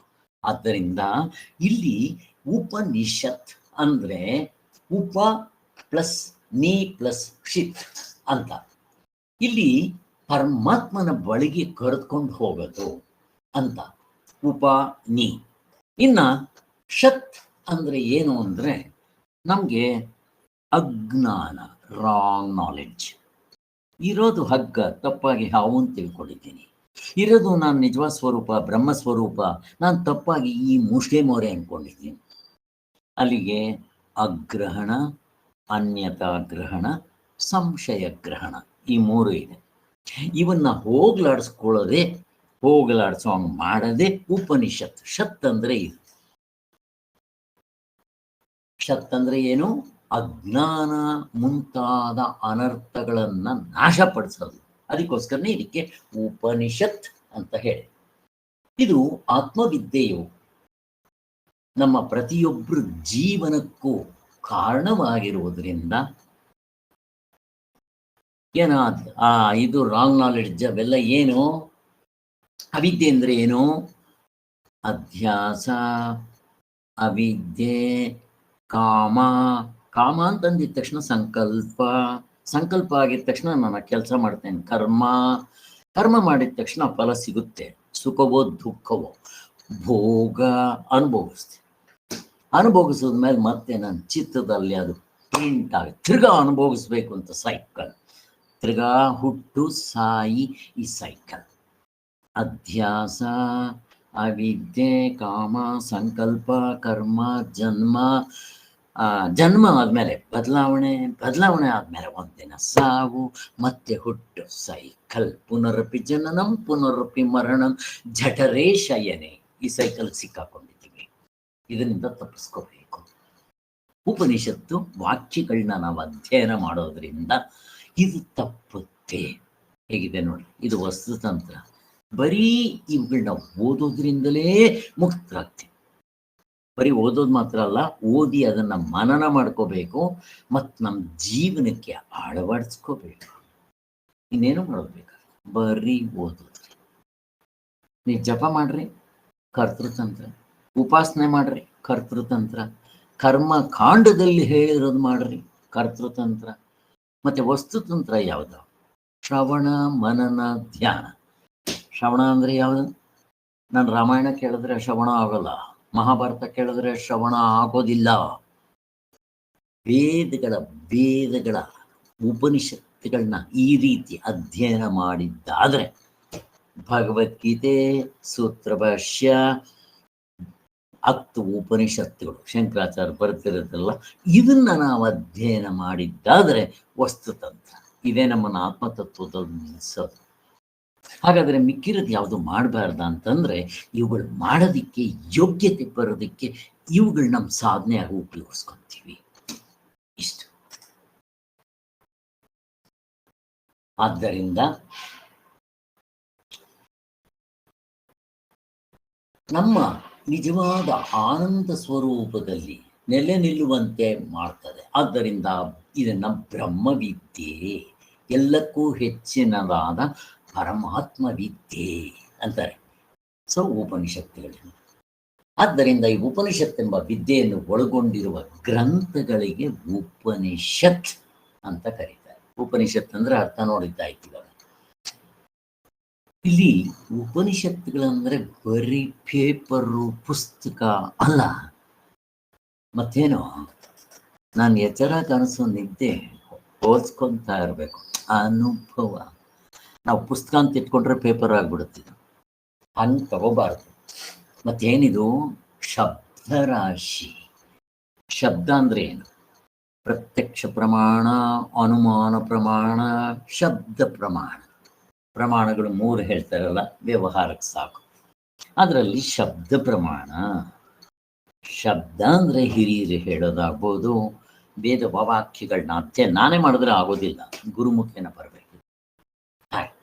ಆದ್ರಿಂದ ಇಲ್ಲಿ ಶಬ್ದ ಶಬ್ದ ರಾಶಿ, ಪೇಪರ್ ಅಲ್ಲ ಇದು. ಆದ್ದರಿಂದ ಇದು ಅರ್ಥ. ಆತ್ಮ ವಿಷಯಕವಾದ ಸರಿಯಾದ ತಿಳಿವಳಿಕೆಯನ್ನ ತಿಳಿಸ್ಕೊಳ್ಳೋದ್ರಿಂದ ಇದು ರೈಟ್ ನಾಲೆಡ್ಜ್, ವಿದ್ಯೆ ಅಂತ ಕರೀತಾರೆ.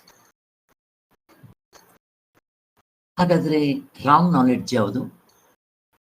ಮೂರೇ: ಅಗ್ರಹಣ, ಅನ್ಯತಾ ಗ್ರಹಣ, ಸಂಶಯ ಗ್ರಹಣ.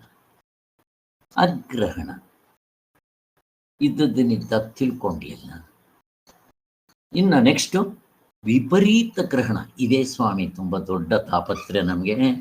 ಇದು ಹೆಚ್ಚು ಪರಿಣಾಮಕಾರಿ, ನಮಗೆ ತೊಂದರೆ ಕೊಡೋದು ವಿಪರೀತ.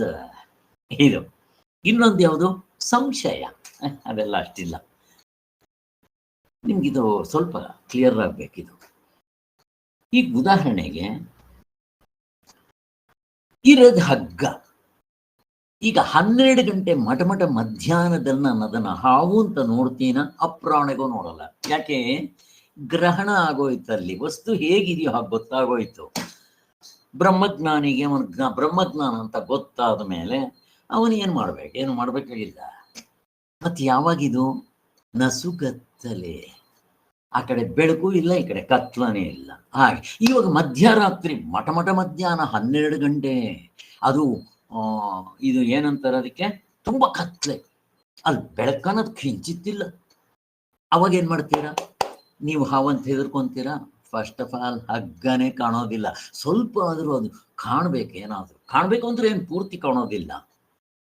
ಆ ಗಾಳಿಗೆ ಹಿಂಗೆ ಅಲ್ಲಾಡ್ದಂಗೆ ಆಗೋದು ಏನು? ಅದಕ್ಕೆ ನಸುಗುತ್ತಲೇ. ಆ ಕಡೆ ಕತ್ಲೇನೂ ಅಲ್ಲ, ಈ ಕಡೆ ಬೆಳಕು ಅಲ್ಲ. ಆವಾಗಲೇ ಟೋಪಿ ಬೀಳೋದು. ಹೇಗಿದೆ ನೋಡ್ರಿ.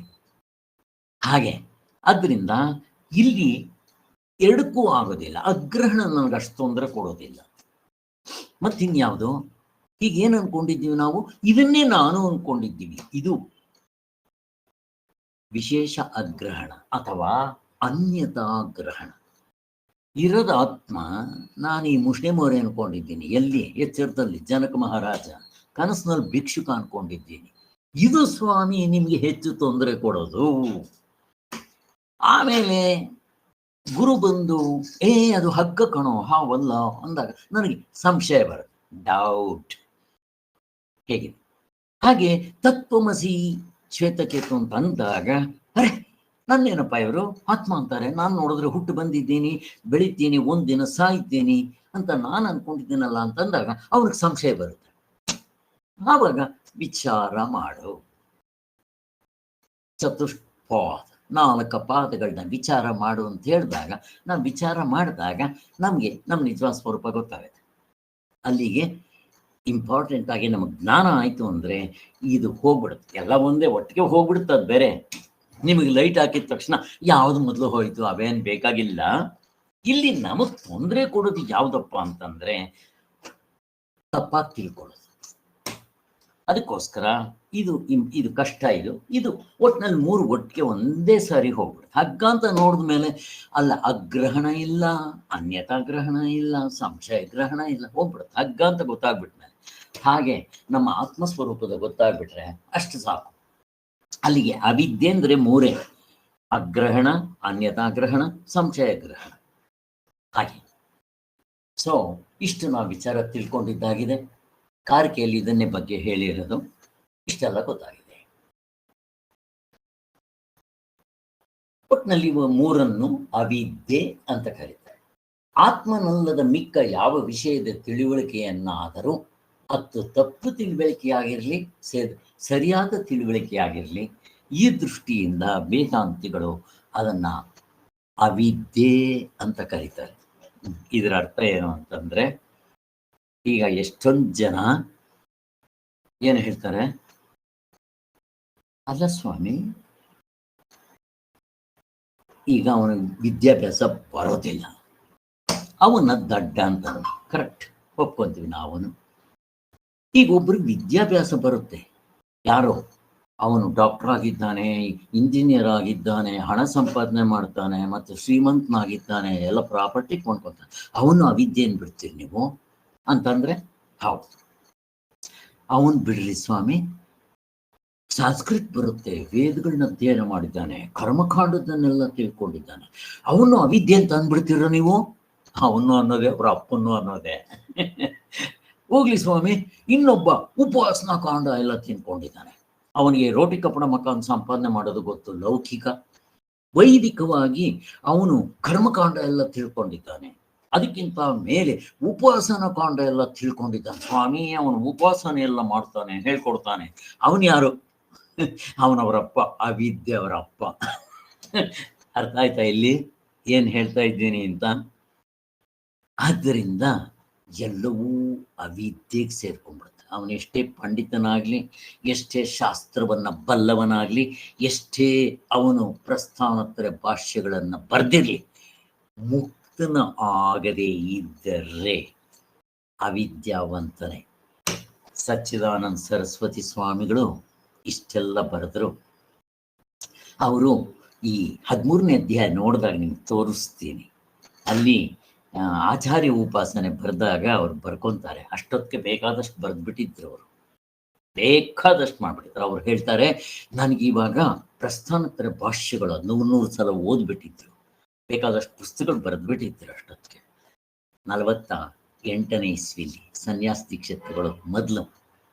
ಅದು ಅವಾಗ ಅವ್ರು ಹೇಳ್ತಾರೆ, ನನಗೆಲ್ಲ ಗೊತ್ತು, ಥಿಯರಿ ಗೊತ್ತು, ಮತ್ತೆ ಏನ್ ಸಾಧನೆ ಮಾಡಬೇಕು ಗೊತ್ತು, ಬಟ್ ನನ್ನ ತತ್ವದಲ್ಲಿ ನಿಂತಿಲ್ಲ. ಇವಾಗ ಇವ್ರನ್ನೇನ್ ಕರೀತಾರೆ? ತತ್ವದಲ್ಲಿ ನಿಂತಿಲ್ಲ. ಅದರಿಂದ ಇವ್ರನ್ನೇನ್ ಕರೀತಾರೆ? ಇವರಿಗೆ ಕರ್ಮಕಾಂಡ ಗೊತ್ತು, ಉಪಾಸನಾ ಕಾಂಡ ಗೊತ್ತು, ಪುಸ್ತಕಗಳೆಲ್ಲ ಬರ್ದಿದ್ದಾರೆ, ಸ್ಪಷ್ಟವಾಗಿ ಬರ್ದಿದ್ದಾರೆ ಶಂಕರಾಚಾರ್ಯ, ಏನ್ ಡೌಟ್ ಇಲ್ಲ. ಇವ್ರನ್ನೇನ್ ಕರೀತಾರೆ ಅಂತ ಪ್ರಶ್ನೆ ಕೇಳ್ತಾ ಇದ್ದೀನಿ ನಾನು. ಏನಮ್ಮ ಕಲ್ಪನಾ, ಮೀನಮ್ಮ, ಏನ್ ಕರೀತಾರೆ ಇವ್ರನ್ನೇನಂತ ಕರಿಬೇಕು ನಾನು? ವಿದ್ಯಾವಂತರು ಅಂತ ಕರೀಲ, ಅವಿದ್ಯಾವಂತರು ಅಂತ ಕರಿಬೇಕಾ? ಯಾರಾದ್ರೂ ಹೇಳ್ಬೇಕು. ಅವಿದ್ಯಾವಂತರು. ಹೇಗಿದೆ ನೋಡ್ರಿ, ಅರ್ಥ ಆಯ್ತಲ್ಲ ಇವಾಗ ನಾನು ಏನ್ ಹೇಳ್ತಾ ಇದ್ದೀನಿ ಅಂತ? ಹೀಗೆ ಈಗ ಅದೇ ಅವರು 1955ರಲ್ಲಿ ಇನ್ನೊಂದು ಪುಸ್ತಕ ಬರ್ದಿದ್ರು. ನಾನು ಗಾಢ ನಿದ್ರೆಯನ್ನು ನೆನೆಸ್ಕೊಂಡ್ರೆ ನನಗೆ ಸಮಾಧಿ ಬರುತ್ತೆ ಅಂತ ಹೇಳಿದ್ದಾರೆ ಅವರೇ.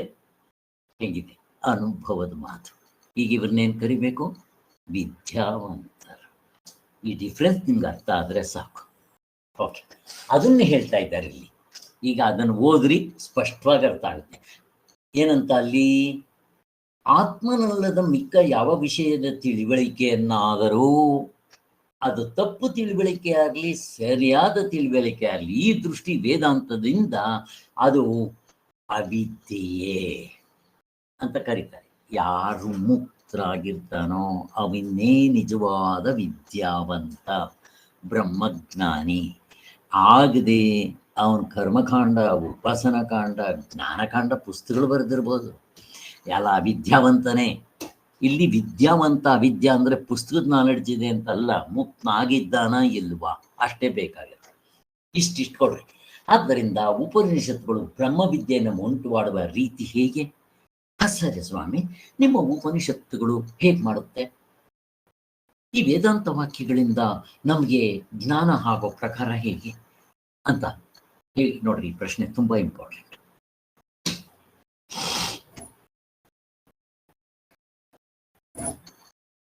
ಯಾಕೆ ಈ ಪ್ರಶ್ನೆ ಬರುತ್ತೆ ಅಂದ್ರೆ, ನನಗೆ ಜಸ್ಟ್ ಒಂದು 6-7 ವರ್ಷದಿಂದ,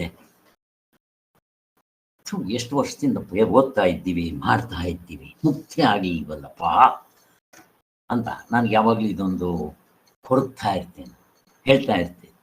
ನನಗೇನದು ಇದಕ್ಕೇನು ತೊಂದರೆ ಮಾಡೋದಿಲ್ಲ, ಬಟ್ ಆಗ್ಲಿಲ್ವೇ ಅನ್ನೋದು.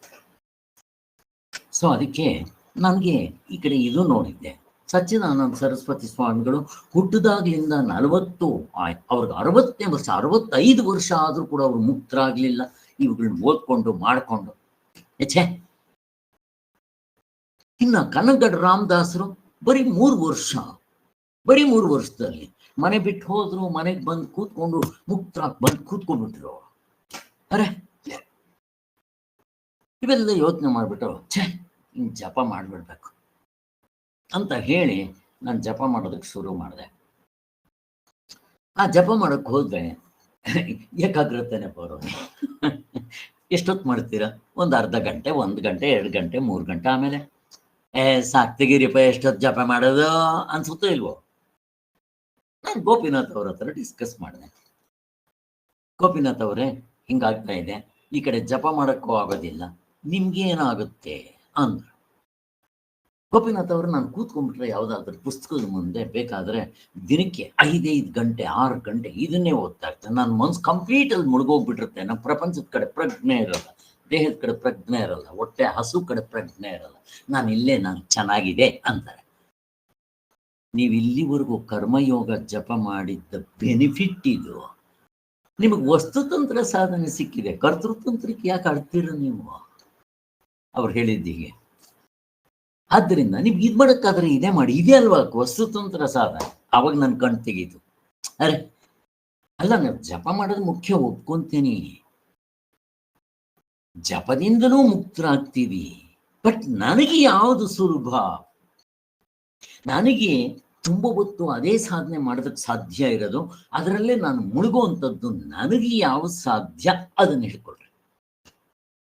ನೀವು ಜಪ ಮಾಡೋದಕ್ಕಿಂತ ಮುಂದೆ ಇದ್ದೀರಾ, ನೀವು ಕರ್ಮಕಾಂಡ ಮಾಡಿ ಜಪ ಏಕಾಗ್ರತೆಯಿಂದ ತುಂಬ ವರ್ಷಗಳಿಂದ ಮಾಡಿರೋದ್ರಿಂದ ನಿಮ್ಗೆ ಈ ಸ್ಥಿತಿ ಸಿಕ್ಕಿದೆ. ಇದಕ್ಕಿಂತ ಏನೇನು ಬೇಕು ನಿಮ್ಗೆ? ಅದ್ರ ಫಲ ಸಿಕ್ಬಿಟ್ಟಿದೆ. ನೀವು ಇದನ್ನು ಉಪಯೋಗಿಸ್ಕೊಳ್ಳಿ ಅಂತ ಹೇಳ್ತಾ ಇದ್ರು. ಅರ್ಥ ಆಯ್ತಾ ನಿಮ್ಗೆ? ಇದು ಯಾರಿಗಾದ್ರೂ ಹೊಸಬರ್ಗೆ ಹೇಳಕ್ ಹೋದ್ರೆ ಸುಮ್ಮನೆ ಉಪನಿಷತ್ ಓದ್ಕೊಂಡ್ರೆ ಮುಕ್ತ ಆಗ್ಬಿಡ್ತೀವ ಅಂತಾರೆ. ಅರ್ಥ ಹೆಂಗೆ ಅಂದ್ರೆ ಸಾರ್ವತ್ರಿಕ ಪೂರ್ಣ ಹೊಂದ್ಕೊಂಡು ನೋಡ್ಕೊಂತ ಬರ್ಬೇಕು. ಇದು ಅದನ್ನೇ ಹೇಳ್ತಾ ಇದೆ. ಉಪನಿಷತ್ತುಗಳು ಬ್ರಹ್ಮವಿದ್ಯೆಯನ್ನು ಉಂಟು ಮಾಡುವ ರೀತಿ ಹೇಗೆ, ಮತ್ತೆ ಜ್ಞಾನವಾಗುವ ಪ್ರಕಾರ ಹೇಗೆ ಅಂದ್ರೆ ಹೀಗೆ.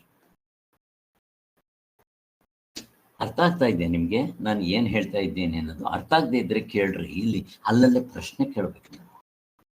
ಆಗದೆ ಇದ್ರೆ ಆಗಿದ್ರೆ ಸರಿ, ವೆಲ್ ಅಂಡ್ ಗುಡ್. ಆದ್ದರಿಂದ ವೇದಾಂತ ಪ್ರಸ್ಥಾನದ ಸ್ಥೂಲ ಪರಿಚಯವಾದರೂ ಆಗುತ್ತದೆ. ನಮಗೆ ಸ್ಥೂಲ ಪರಿಚಯ ಇಂಪಾರ್ಟೆಂಟ್ ಅಲ್ಲ, ನಾನು ಏನಾದರೂ ಮಾಡಿ ಆತ್ಮತತ್ವದಲ್ಲಿ ನಿಲ್ಲಬೇಕು, ಅದು ಇಂಪಾರ್ಟೆಂಟ್. ಅಕಸ್ಮಾತ್ ನಿಮ್ಗೆ ಆಗದೆ ಇದ್ರು ಒಳ್ಳೆ ಸಂಸ್ಕಾರ ಬೆಳೆಯುತ್ತೆ. ವೇದಗಳು ಉಪನಿಷತ್ತುಗಳು ಏನು ಹೇಳ್ತಾ ಇದೆ ಅಂತ ನಮ್ಗೆ ಓವರ್ ಆಲ್ ಪಿಕ್ಚರ್ ಬರುತ್ತೆ. ಅರೆ ಇಷ್ಟೇನಾ? ಈಗ ಅದು ಏನು ಹೇಳಿದ್ರು ಅಷ್ಟೇ ಹೇಳೋದು, ಇನ್ನೇನು ಇಲ್ಲ. ಬೇರೆ ಬೇರೆ ರೀತಿಯಲ್ಲಿ ಇಡಬೇಕು ಅಷ್ಟೇ. ನೀವು ಸೂತ್ರ ಭಾಷೆ ತಗೊಳ್ರಿ, ಉಪನಿಷತ್ಗಳು ತಗೊಳ್ರಿ, ಭಗವದ್ಗೀತೆ ತಗೊಳ್ರಿ, ಎಲ್ಲವ ಅಂದೆ ಎಲ್ಲರಲ್ಲೂ ಒಂದನ್ನೇ ಹೇಳ್ತಾ ಇದ್ದಾರೆ. ಹಂಗನ್ಸಕ್ಕೆ ಶುರು ಮಾಡುತ್ತೆ ಇವಾಗ. ಆದ್ದರಿಂದ ಮತ್ತಿವಾಗ ಏನು ಮಾಡಬೇಕು? ತತ್ವದಲ್ಲಿ ನಿಂತಿಲ್ವಲ್ಲ, ಅದನ್ನೇ ಮಾಡ್ತಾ ಇರು. ಬೆಳಗ್ಗೆಯಿಂದ ಎದ್ದಾಗಲಿಂದ ಅದನ್ನೇ ಮನನ ಮಾಡು, ಅದನ್ನೇ ಹೇಳ್ಕೊಡು. ಆದರೆ ಬರೀ ಅದನ್ನೇ ಹೇಳು. ಇನ್ನೇನು ಬೇಕು ಇದಕ್ಕಿಂತ ದೊಡ್ಡ ಸಾಧನೆ?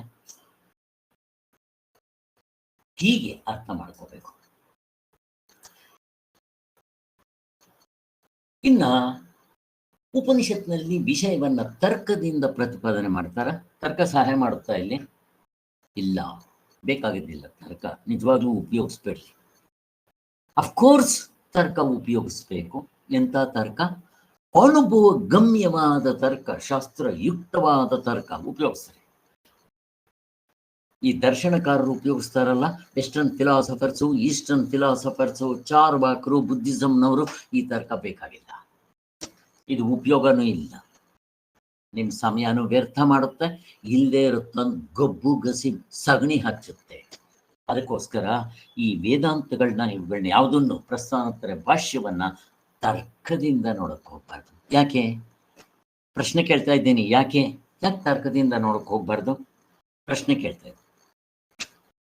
ಯಾರಾದ್ರು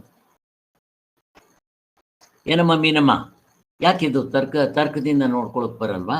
ಯಾಕೆ?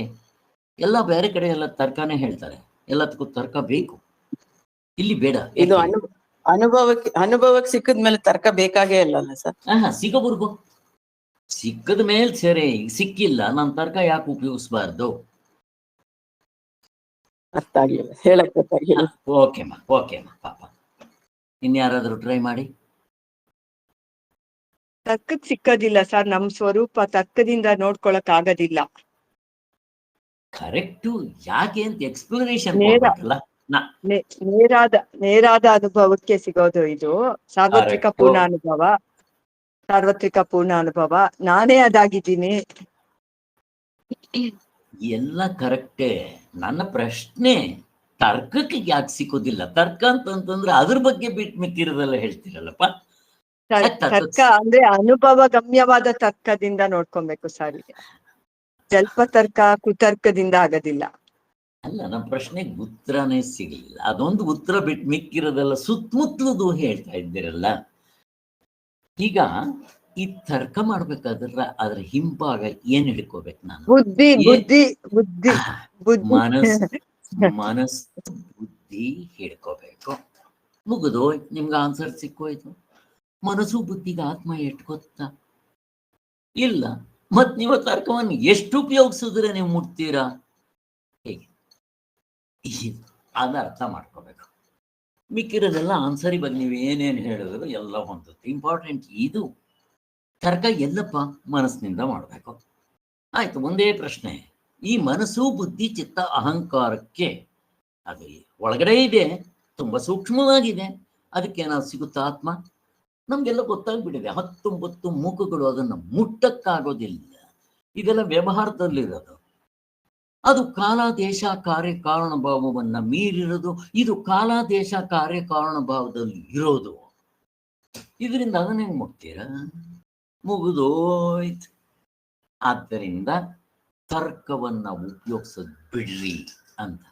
ಮತ್ತೆ ನೇರಾದ ಅನುಭವ ಹೇಗಿದೆ? ಮೊನ್ನೆ ನಾನು ಅಲ್ಲಿ ಅವ್ರ ಕ್ಲಾಸ್ಗೆ ಹೋದಾಗ ಹೇಳಿದೆ, ನಿಮ್ಗೆ ಅವಸ್ಥಾತ್ರಯದಿಂದ ತೋರಿಸ್ತೀನಿ ಆತ್ಮನ್ನ ನಾನು ಕಂಡುಕೊಂಡಿದ್ದೀನಿ ಅಂತ, ಮುಕ್ತನಾಗಿದ್ದೇನೆ ಅಂತಲ್ಲ. ಅದಕ್ಕೆ ಅವರು ಆತ್ಮನ್ನ ನೀವು ವಸ್ತು ಮಾಡಿ ತೋರಿಸಿದ್ರೆ ಹೇಗಾಗುತ್ತೆ? Very good question.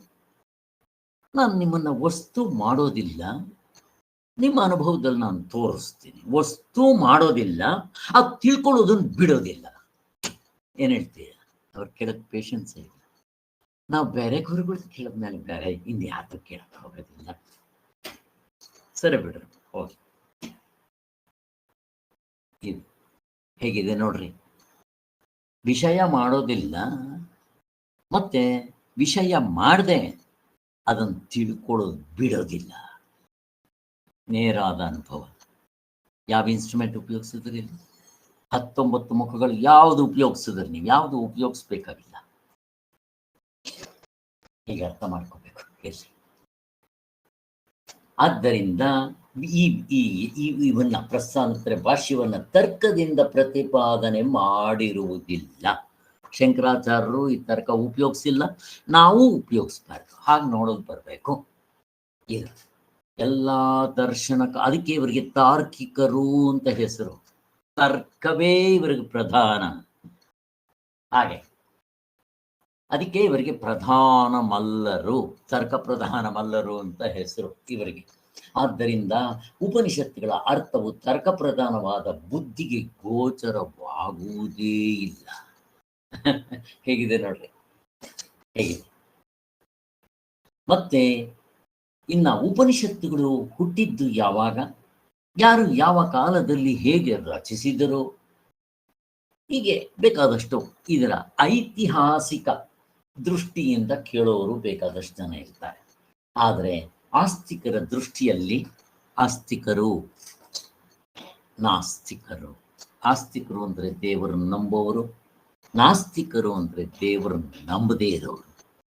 ದೇವರನ್ನು ನಂಬದೇ ಇರೋರು ಯಾರು? ಬುದ್ಧಿಸಂನವರು, ಜೈನರು. ಮತ್ತೆ ಇದರಲ್ಲಿ ದೇವರನ್ನ ನಂಬೋರಲ್ಲಿ 2 ತರ ಹೇಳ್ತಾರೆ. ಯಾರು ಜನ ಗೊತ್ತಾ ನಿಮ್ಗೆ? ದೇವರನ್ನ ನಂಬೋರಲ್ಲಿ 2 ತರ: ವೈದಿಕರು, ಅವೈದಿಕರು. ವೇದಗಳನ್ನ ನಂಬೋರು, ವೇದಗಳನ್ನ ನಂಬದೇ ಇರೋರು. ವೇದಗಳನ್ನ ನಂಬುವವರು ಯಾರು? ಎಲ್ಲರೂ ದರ್ಶನಕಾರರು ಅಷ್ಟೇ. ದರ್ಶನಕಾರರೇ, ಇನ್ಯಾರೂ ಇಲ್ಲ. ಅಥವಾ ಈ ನಮ್ಮ ಈ ಪಂಚಪಾದಿಕ ಭಾಮತಿಕಾರರು, ಶಂಕರಾಚಾರ್ಯರು, ರಾಮಾನುಜಾಚಾರ್ಯರು, ಮಧ್ವಾಚಾರ್ಯರು, ಇವರೆಲ್ಲ ವೇದಗಳು ನಂಬಿದ್ದಾರೆ. ಮತ್ತೆ ಇನ್ನು ಯಾರ್ಯಾರು ವೇದಗಳನ್ನ ಅಧ್ಯಯನ ಮಾಡಿದ್ರು ಅವರೆಲ್ಲ ನಂಬಿದ್ದಾರೆ. ಇನ್ನು ವೇದಗಳ ಅವೈದಿಕರು ಯಾರು? ಬುದ್ಧಿಸಂನವರು, ವೆಸ್ಟರ್ನ್ ಫಿಲಾಸಫರ್ಸು, ಬೇರೆ ಧರ್ಮದವರು, ಮತ್ತೆ ಅವೈದಿಕರು, ಹೀಗೆ ಇವರೆಲ್ಲ. ಮತ್ತೆ ಜೈನರು, ಬುದ್ಧಿಸಂ ಜೈನರು, ಇವರು ಅವೈದಿಕರು. ವೇದಗಳನ್ನ ಅವ್ರು ನಂಬೋದಿಲ್ಲ, ವೇದಗಳು ಗೊತ್ತೂ ಇಲ್ಲ ಅವರಿಗೆ. ಹೀಗೆ ನಾವು ಅರ್ಥ ಮಾಡ್ಕೋಬೇಕಾಗಿರೋದು. ಆದ್ದರಿಂದ ಈ ಆಸ್ತಿಕರ ದೃಷ್ಟಿಯಲ್ಲಿ ಉಪನಿಷತ್ತುಗಳೆಂಬ ಪೌರುಷೇಯ ಗ್ರಂಥಗಳನ್ನ, ಅಂದರೆ ಈ ವೈದಿಕರು ಆಗಲಿ ಅಥವಾ ದೇವರನ್ನು ನಂಬೋರೇ ಆಗಲಿ, ಅವರು ಹೇಳೋದು ಈ ವೇದಗಳು ವೇದಗಳು ಇದೆಯಲ್ಲ, ಇವು ಅಪೌರುಷೇಯ ಅಂತಾರೆ. ಅಪೌರುಷೇಯ ಅಂದ್ರೆ ಯಾರೋ ಒಬ್ಬ ಪುರುಷ ಮಾಡಿದ್ದಲ್ಲ. ಈಗ ಭಗವದ್ಗೀತೆ ಪುರುಷರು ಮಾಡಿರೋದು ಕೃಷ್ಣ ಭಗವಂತ. ಈಗ ಬುದ್ಧಿಸಂ ಆ ಬುದ್ಧ ಅಂತನ್ನವನು ಮಾಡಿದ್ದು ಅಂದ್ರೆ ಅವನು ಬರೀದೇ ಅಲ್ಲಿ ಅವನ ಥಿಯರಿ, ಅವನ ಪ್ರಕಾರ. ಈಗ ಕ್ರಿಶ್ಚಿಯನ್ನು, ಮುಸ್ಲಿಮ್ಮು, ಪಾರ್ಸಿ ಮತ, ಇವೆಲ್ಲ ಯಾರೋ ಒಬ್ಬೊಬ್ಬರು ಮಾಡಿರೋದು. ಅದಕ್ಕೋಸ್ಕರನೇ ಇದನ್ನ ಪೌರುಷೇಯ ಗ್ರಂಥಗಳು. ಅಪೌರುಷೇಯ ಅಂದ್ರೆ ಒಬ್ಬ ಮನುಷ್ಯ ಮಾಡಿರೋದಲ್ಲ. ಮನುಷ್ಯ ಮಾಡಿದ್ರೆ ಏನಾಗುತ್ತೆ? ಮನುಷ್ಯನು ತನ್ನಲ್ಲಿರೋ ಈ ಕೆಟ್ಟ ಅಂಶಗಳಿಂದ ಅದಕ್ಕೇನಾದ್ರೂ ಬೇರೆ ತರ ಸಗಣಿ ಹಚ್ಬೋದು. ಅಪೌರುಷೇಯ ಅಂದ್ರೆ ಪುರುಷನೇ ಅಲ್ಲ ಅಂಥವನು ಮಾಡಿದ್ರೆ ಅಲ್ಲಿ ಏನ್ ತಪ್ಪು ಬರಕ್ ಸಾಧ್ಯ ಇರುತ್ತೆ ಅಂತ ಇಲ್ಲೊಂದು ಪ್ರಶ್ನೆ ಬರುತ್ತೆ. ಇದ್ರ ಬಗ್ಗೆ ಸ್ವಾಮಿಗಳು ಅವಸ್ಥಾತ್ರೆ ಚಂದ್ರಿಕದಲ್ಲಿ ಚೆನ್ನಾಗಿ ತಗೊಂಡು ಹೋಗ್ತಾರೆ. ಅದನ್ನು ಅದು ಬಂದಾಗ ನೋಡೋಣ. ಸದ್ಯಕ್ಕೆ ಇಷ್ಟು ತಗೊಂಡ್ರೆ ಸಾಕು. ಪೌರುಷೇಯ ಗ್ರಂಥಗಳು, ಅಪೌರುಷೇಯ ಗ್ರಂಥಗಳು. ಇಲ್ಲಿ ಒಂದು ದೃಷ್ಟಾಂತವನ್ನು ಕೊಡ್ತಾರೆ. ಪೌರುಷೇಯ ಗ್ರಂಥಗಳು ಯಾವುದು? ಫಾರ್ ಎಕ್ಸಾಂಪಲ್, ಇವಾಗ ಕಾಳಿದಾಸ ಕವಿ, ಅವನು ರಘುವಂಶ ಮುಂತಾದ ಕಾವ್ಯಗಳನ್ನ ಬರೆದಿದ್ದಾನೆ. ಇದು ಅವನು ಬರೆದಿರೋದು. ಅದಕ್ಕೋಸ್ಕರ ಇದನ್ನ ಪೌರುಷೇಯ ಅಂತ ಕರೀತಾರೆ. ಹಾಗೆ ಸ್ವತಂತ್ರವಾಗಿ ಅವನೇ ರಚಿಸಿರ್ತಾನೆ. ಅವನ ಇಂಟೆಲೆಕ್ಚುಯಲ್ ಜಗ್ಲರಿಯಿಂದ ಅವನ ಮನಸ್ಸಿಗೆ ಏನೇನು ತೋರುತ್ತೋ ಅವುಗಳನ್ನೆಲ್ಲ ಬರೆದಿರ್ತಾನೆ. ಹಾಗೆ ಹಾಗಾದ್ರೆ ಇವುಗಳೆಲ್ಲ ಹೇಗ್ ಬಂತಪ್ಪ? ಅಪೌರುಷೇಯ ಅಂತ ಹೇಳ್ತೀರಲ್ಲ, ಮನುಷ್ಯ ಅಲ್ಲ ಅಂತೀರಾ, ಮತ್ತೆ ಹೇಗೆ ಇದು ಅಂತ ಪ್ರಶ್ನೆ ಬರುತ್ತೆ. ಅದಕ್ಕೆ ಈ ಒಂದು ಸಾರಿ ಏನಾಯ್ತು ಅಂತಂದ್ರೆ, ಈ ವೇದಗಳೆಲ್ಲ ಮಹಾಪ್ರಳಯ ಆಯ್ತು. ಮಹಾಪ್ರಳಯ ಆದಾಗ ಏನಾಗುತ್ತೆ? ಎಲ್ಲ ಬೀಜ ರೂಪದಲ್ಲಿ ಇದ್ಬಿಡುತ್ತೆ. ಅಫ್ಕೋರ್ಸ್ ಇದರ ಮೆಮರಿ ಆಕಾಶದಲ್ಲಿ ಇರಬಹುದು. ಈಗಂತೂ ನಮಗೆ ಇರಬಹುದು ಅಲ್ಲ, ಇದೆ ಅಂತಾನೆ ಹೇಳ್ಬೋದು. ಆಕಾಶ ಅಂತಂದ್ರೆ ಸ್ಕೈ ಅಲ್ಲ, ಅದಕ್ಕೇನಂತಾರೆ ಅವರು, ಆಕಾಶ ಅಂತ ಕರೀತಾರೆ. ಇರ್ಲಿ, ಅಲ್ಲಿರುತ್ತೆ. ನಿನ್ನೆ ಹೇಳಿದ್ನಲ್ಲ, ರೇಡಿಯೋ ನಾವು ಟ್ಯೂನ್ ಅಪ್ ಮಾಡಬೇಕಾದ್ರೆ ಸಿಲೋನ್ ಅನ್ನೋದು, ನಾವು ಇಲ್ಲಿ ನಾನು ಆ ಒಂದು ಈ ಮೇಲ್ಗಡೆ ಸಿಲೋನ್ ಅನ್ನೋ ಸ್ಟೇಷನ್ ಇರುತ್ತಲ್ಲಿ ಮೊದಲೇ, ನಾನೇನು ಮಾಡಬೇಕು, ನನ್ನ ರೇಡಿಯೋದಲ್ಲಿ ಇಲ್ಲಿ ಆ ಮುಳ್ಳನ್ನ ತಗೊಂಬಂದು ಕೋಯಿನ್ಸೈಡ್ ಮಾಡಬೇಕದು. ಅದರದ್ದೇನೋ ಒಂದು ನಂಬರ್ ಇರುತ್ತೆ. ಕೋಯಿನ್ಸೈಡ್ ಆದಾಗ ಆ ಮೇಲ್ಗಡೆ ಇರೋ ಸಿಲೋನ್ ಸ್ಟೇಷನ್, ಅವ್ರದ್ದು ಸಿಲೋನ್ ಎಲ್ಲೋ ಇದೆ, ಅವರು ಅದನ್ನು ಪ್ರಚಾರ ಮಾಡ್ತಾ ಇರ್ತಾರೆ. ಅದು ಗಾಳಿ ಆಕಾಶದಲ್ಲಿ ಎಲ್ಲ ಕಡೆ ಹರಡಿರುತ್ತೆ. ಅದನ್ನ ಈ ರೇಡಿಯೋ ಎಳ್ಕೊಂಡು ಎಲ್ಲ ಹಿಂದಿ ಹಾಡುಗಳು ಬರೋಕ್ಕೆ ಶುರುವಾಯಿತು. ಬ್ಯಾಂಗ್ಳೂರು ಸ್ಟೇಷನ್ ಅಂದರೆ ಬ್ಯಾಂಗ್ಳೂರು ಸ್ಟೇಷನ್, ಹಾಗೆ ಹೀಗೆಲ್ಲ ಇರುತ್ತೆ. ಅದರಲ್ಲಿ ಬ್ರಾಡ್ಕಾಸ್ಟ್ ಅಂತಂದರೆ ಅಮೇರಿಕಾದು ನ್ಯೂಸ್ ಗೀಸ್ ಏನು ಬೇಕಾದರೂ ಬರುತ್ತೆ. ಹಾಗೆ ಈ ಮಹಾಪ್ರಳಯ ಆದಾಗ ಎಲ್ಲ ಬೀಜ ರೂಪದಲ್ಲಿ ಇತ್ತು. ಅದು ಆಕಾಶದಲ್ಲೂ ಇರುತ್ತೆ, ಬೀಜ ರೂಪದಲ್ಲೂ ಎಲ್ಲ ಮೇಲ್ಗಡೆ. ಅದು ಸೂಕ್ಷ್ಮವಾಗುತ್ತೆ, ಯಾರಿಗೂ ಕಣ್ಣಿಗೂ ಕಾಣಲ್ಲ, ಮನಸ್ಸಿಗೂ ಸಿಗುತ್ತಿಲ್ಲ. ಇಲ್ಲಿ ಕೆಲವರು ಋಷಿಗಳು ಏನ್ ಮಾಡ್ತಾರೆ, ಆರಣ್ಯಕ, ಇದಕ್ಕೆ ಯಾಕೆ ಆರಣ್ಯಕ ಅಂತ ಬಂತು ಅಂದ್ರೆ, ಅವರು ಹೋಗ್ಬಿಡ್ತಾರೆ, ಆರಣ್ಯಕದಲ್ಲಿರ್ತಾರೆ. ನೀವು ಹೆಂಗ್ ಬೇಕಾದ್ರೂ ಹೇಳ್ಕೊಳ್ರಿ. ಈಗ ನಮ್ಮಲ್ಲಿ 4 ಆಶ್ರಮಗಳನ್ನ ಹೇಳ್ತಾರೆ: ಬ್ರಹ್ಮಚರ್ಯ, ಗೃಹಸ್ಥ, ವಾನಪ್ರಸ್ಥ, ಸನ್ಯಾಸ. ಈ ವಾನಪ್ರಸ್ಥದಲ್ಲಿ ಕಾಡ್ಗೋಗೋದು, ವನ ಕಾಡು ಅಂತಾನೆ ಅರ್ಥ. ಅಲ್ಲಿಗೆ ನಾವು ಕಾಡ್ಗೆ ಹೋಗಿ 3 ಹೊತ್ತು ದೇವರ ಚಿಂತನೆ ಮಾಡಬೇಕು, ತಪಸ್ ಮಾಡಬೇಕು ಅಂತ. ಕೃಚ್ಛ ಚಾಂದ್ರಾಯಣ ತಪಸ್ ಅಂತಾರೆ. ಇವೆಲ್ಲ ಸ್ವಲ್ಪ ಹಠದ ಥರ ಇರುತ್ತೆ. ನಮಗೆ ಈ ಸಾಧನೆಗಳು ಬೇಕಾದ್ರೆ ಅವೆಲ್ಲ ಏನು ಬೇಕಾಗಿಲ್ಲ, ಏನಾದರೂ ಇಲ್ಲಿ. ಒಟ್ಟಿನಲ್ಲಿ ಅವರು ಆ ಆರಣ್ಯಕ್ಕೆ ಹೋಗ್ಬಿಟ್ಟು, ನಿನ್ನೆ ಹೇಳಿದ್ನಲ್ಲ, ಎಲ್ಲೋ ಮರದ ಪೊದರೆಲ್ಲೋ, ಎಲ್ಲೋ ಒಂದು ಗುಹೆಯಲ್ಲೋ, ಎಲ್ಲೋ ಒಂದು ಸಮುದ್ರದ ದಡದಲ್ಲೋ ಇದ್ದುಕೊಂಡು ಗೆಡ್ಡೆ ಗೆಣಸು ತಿನ್ಕೊಂಡು 3 ಹೊತ್ತು ದೇವರನ್ನ ನೆನ್ಕೊಂಡು ಅವರು ಆ ಮನಸ್ಸನ್ನು ಅಲ್ಲಿ ಒಂದೇ ಒಂದು ಇದರಲ್ಲಿ ಸಾಧನೆ ಇರ್ತಾರೆ. ಅವ್ರ ಮನಸ್ಸು ಯಾವುದೋ ಒಂದು ಹಂತಕ್ಕೆ ಮುಟ್ಟಿದಾಗ ಆ ಮನಸ್ಸು ಮೇಲ್ಗಡೆ ಉಪನಿಷತ್ ಇವೆಲ್ಲ ಇದೆಯಲ್ಲ, ಯಾವುದೋ ವೇದಾಂತ, ಅವುಗಳು ಇವರ ಮನಸ್ಸು ಅದು ಕೋಯಿನ್ಸೈಡ್ ಆದಾಗ, ಈ ಸಿಲೋನ್ ಮತ್ತೆ ನಾನು ರೇಡಿಯೋದಲ್ಲಿ ಕೋಯಿನ್ಸೈಡ್ ಹೇಗೆ ಮಾಡ್ತೀನೋ ಹಾಗೆ ಆ ಮನಸ್ಸು ಆ ಹಂತಕ್ಕೆ ಹೋದಾಗ ಅಲ್ಲೇನಾಗುತ್ತೆ ಅಂದ್ರೆ ಅವ್ರಿಗೆ ಠಕ್ ಅಂತ ಹೊಡೆದು ಬಿಡುತ್ತದೆ. ಹೊಡೆದಿದ್ದನ್ನು ಅವ್ರೇನ್ ಮಾಡ್ತಾರೆ, ಟಕ ಟಕ ಟಕ ಟಕ ಟಕ ಬರೆದು ಬಿಡ್ತಾರೆ.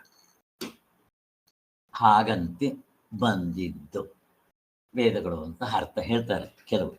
ಅದಕ್ಕೋಸ್ಕರನೇ ಇದನ್ನ ಅಪೌರುಷೇಯ ಅಂತ ಕರೀತಾರೆ ಅಂತ. ಅಪೌರುಷೇಯ ಸ್ವಾಮಿ, ಮತ್ತ ಇವನು ಮನುಷ್ಯ ತಾನೇ ಇವನು ಅಂದಾಗ ಅವನದೇನು ಎಫರ್ಟ್ ಇಲ್ಲ, ಟ್ಯೂನ್ ಅಪ್ ಮಾಡಿದ್ದು. ಇವಾಗ ರೇಡಿಯೋಗೆ ಏನು ಹೇಳ್ತೀರಾ, ಹೆಚ್ಚು ಕಡಿಮೆ ಹೇಳುತ್ತೇನೋ? ಇಲ್ಲ, ಆ ರೇಡಿಯೋಗೆ ಏನು ಇಲ್ಲ.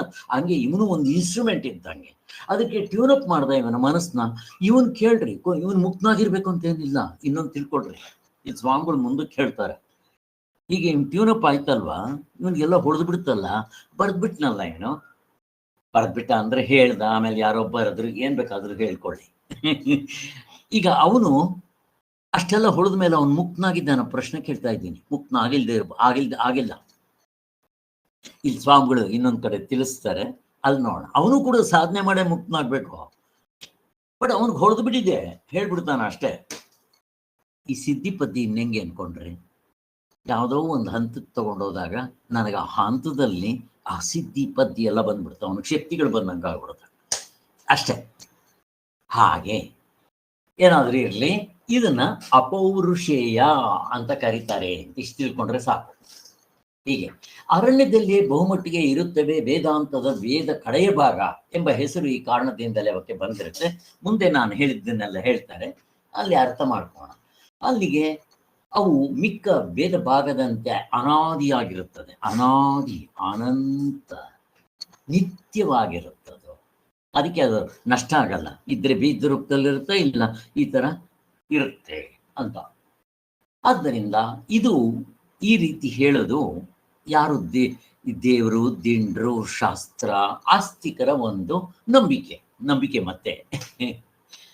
ಆದ್ದರಿಂದ ವೇದವು ನಿತ್ಯವು, ಅದನ್ನು ಋಷಿಗಳು ತಮ್ಮ ತಪಪ್ರದಾನದಿಂದ ಪಡೆದುಕೊಂಡ್ರು. ತಪಪ್ರದಾನ, ಅವರು ಮುಕ್ತರಾಗಿರ್ಬೇಕು ಅಂತ ಏನಿಲ್ಲ, ಒಳಿತು ಬರೆದ್ಬಿಟ್ರು ಅಥವಾ ಹೇಳ್ಬಿಟ್ರು ಅಷ್ಟೇ ಅಂತ.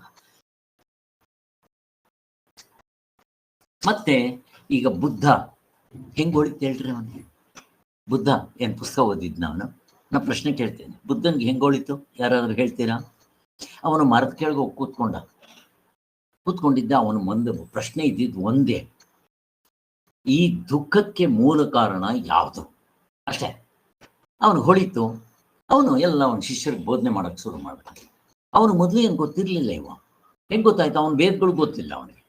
ಆದ್ರಿಂದ ಅವನು ಏನು ಹೊಳಿತು ಅದನ್ನು ಹೇಳಕ್ ಶುರು ಮಾಡ್ದ. ಹೇಳ್ಬೇಡಿ, ಅದೇ ಆಗಿದ್ದು ದರ್ಶನಕಾರರಿಗೂ ಹಂಗೆ ಆಗಿದ್ದು. ಎಲ್ಲ ದರ್ಶನಕಾರರು ಇವ್ರದಾದ್ರೂ ಇಂಟೆಲೆಕ್ಚುಯಲ್ ಜಗ್ಲರಿ, ಬಟ್ ಬುದ್ಧಂದು ಪಾಪ ಇಂಟೆಲೆಕ್ಚುಯಲ್ ಜಗ್ಲರಿ ಅಲ್ಲ. ಅವನಿಗೂ ಏನೋ ಹೊಳಿತು, ಟಕ್ ಅಂತೆಲ್ಲ ಅವನ ಶಿಷ್ಯರು ಹೇಳಕ್ ಬಂದ್ಬಿಟ್ಟ. ಬಟ್ ಅದು ಹೊಂದುತ್ತಾ ಇಲ್ಲ.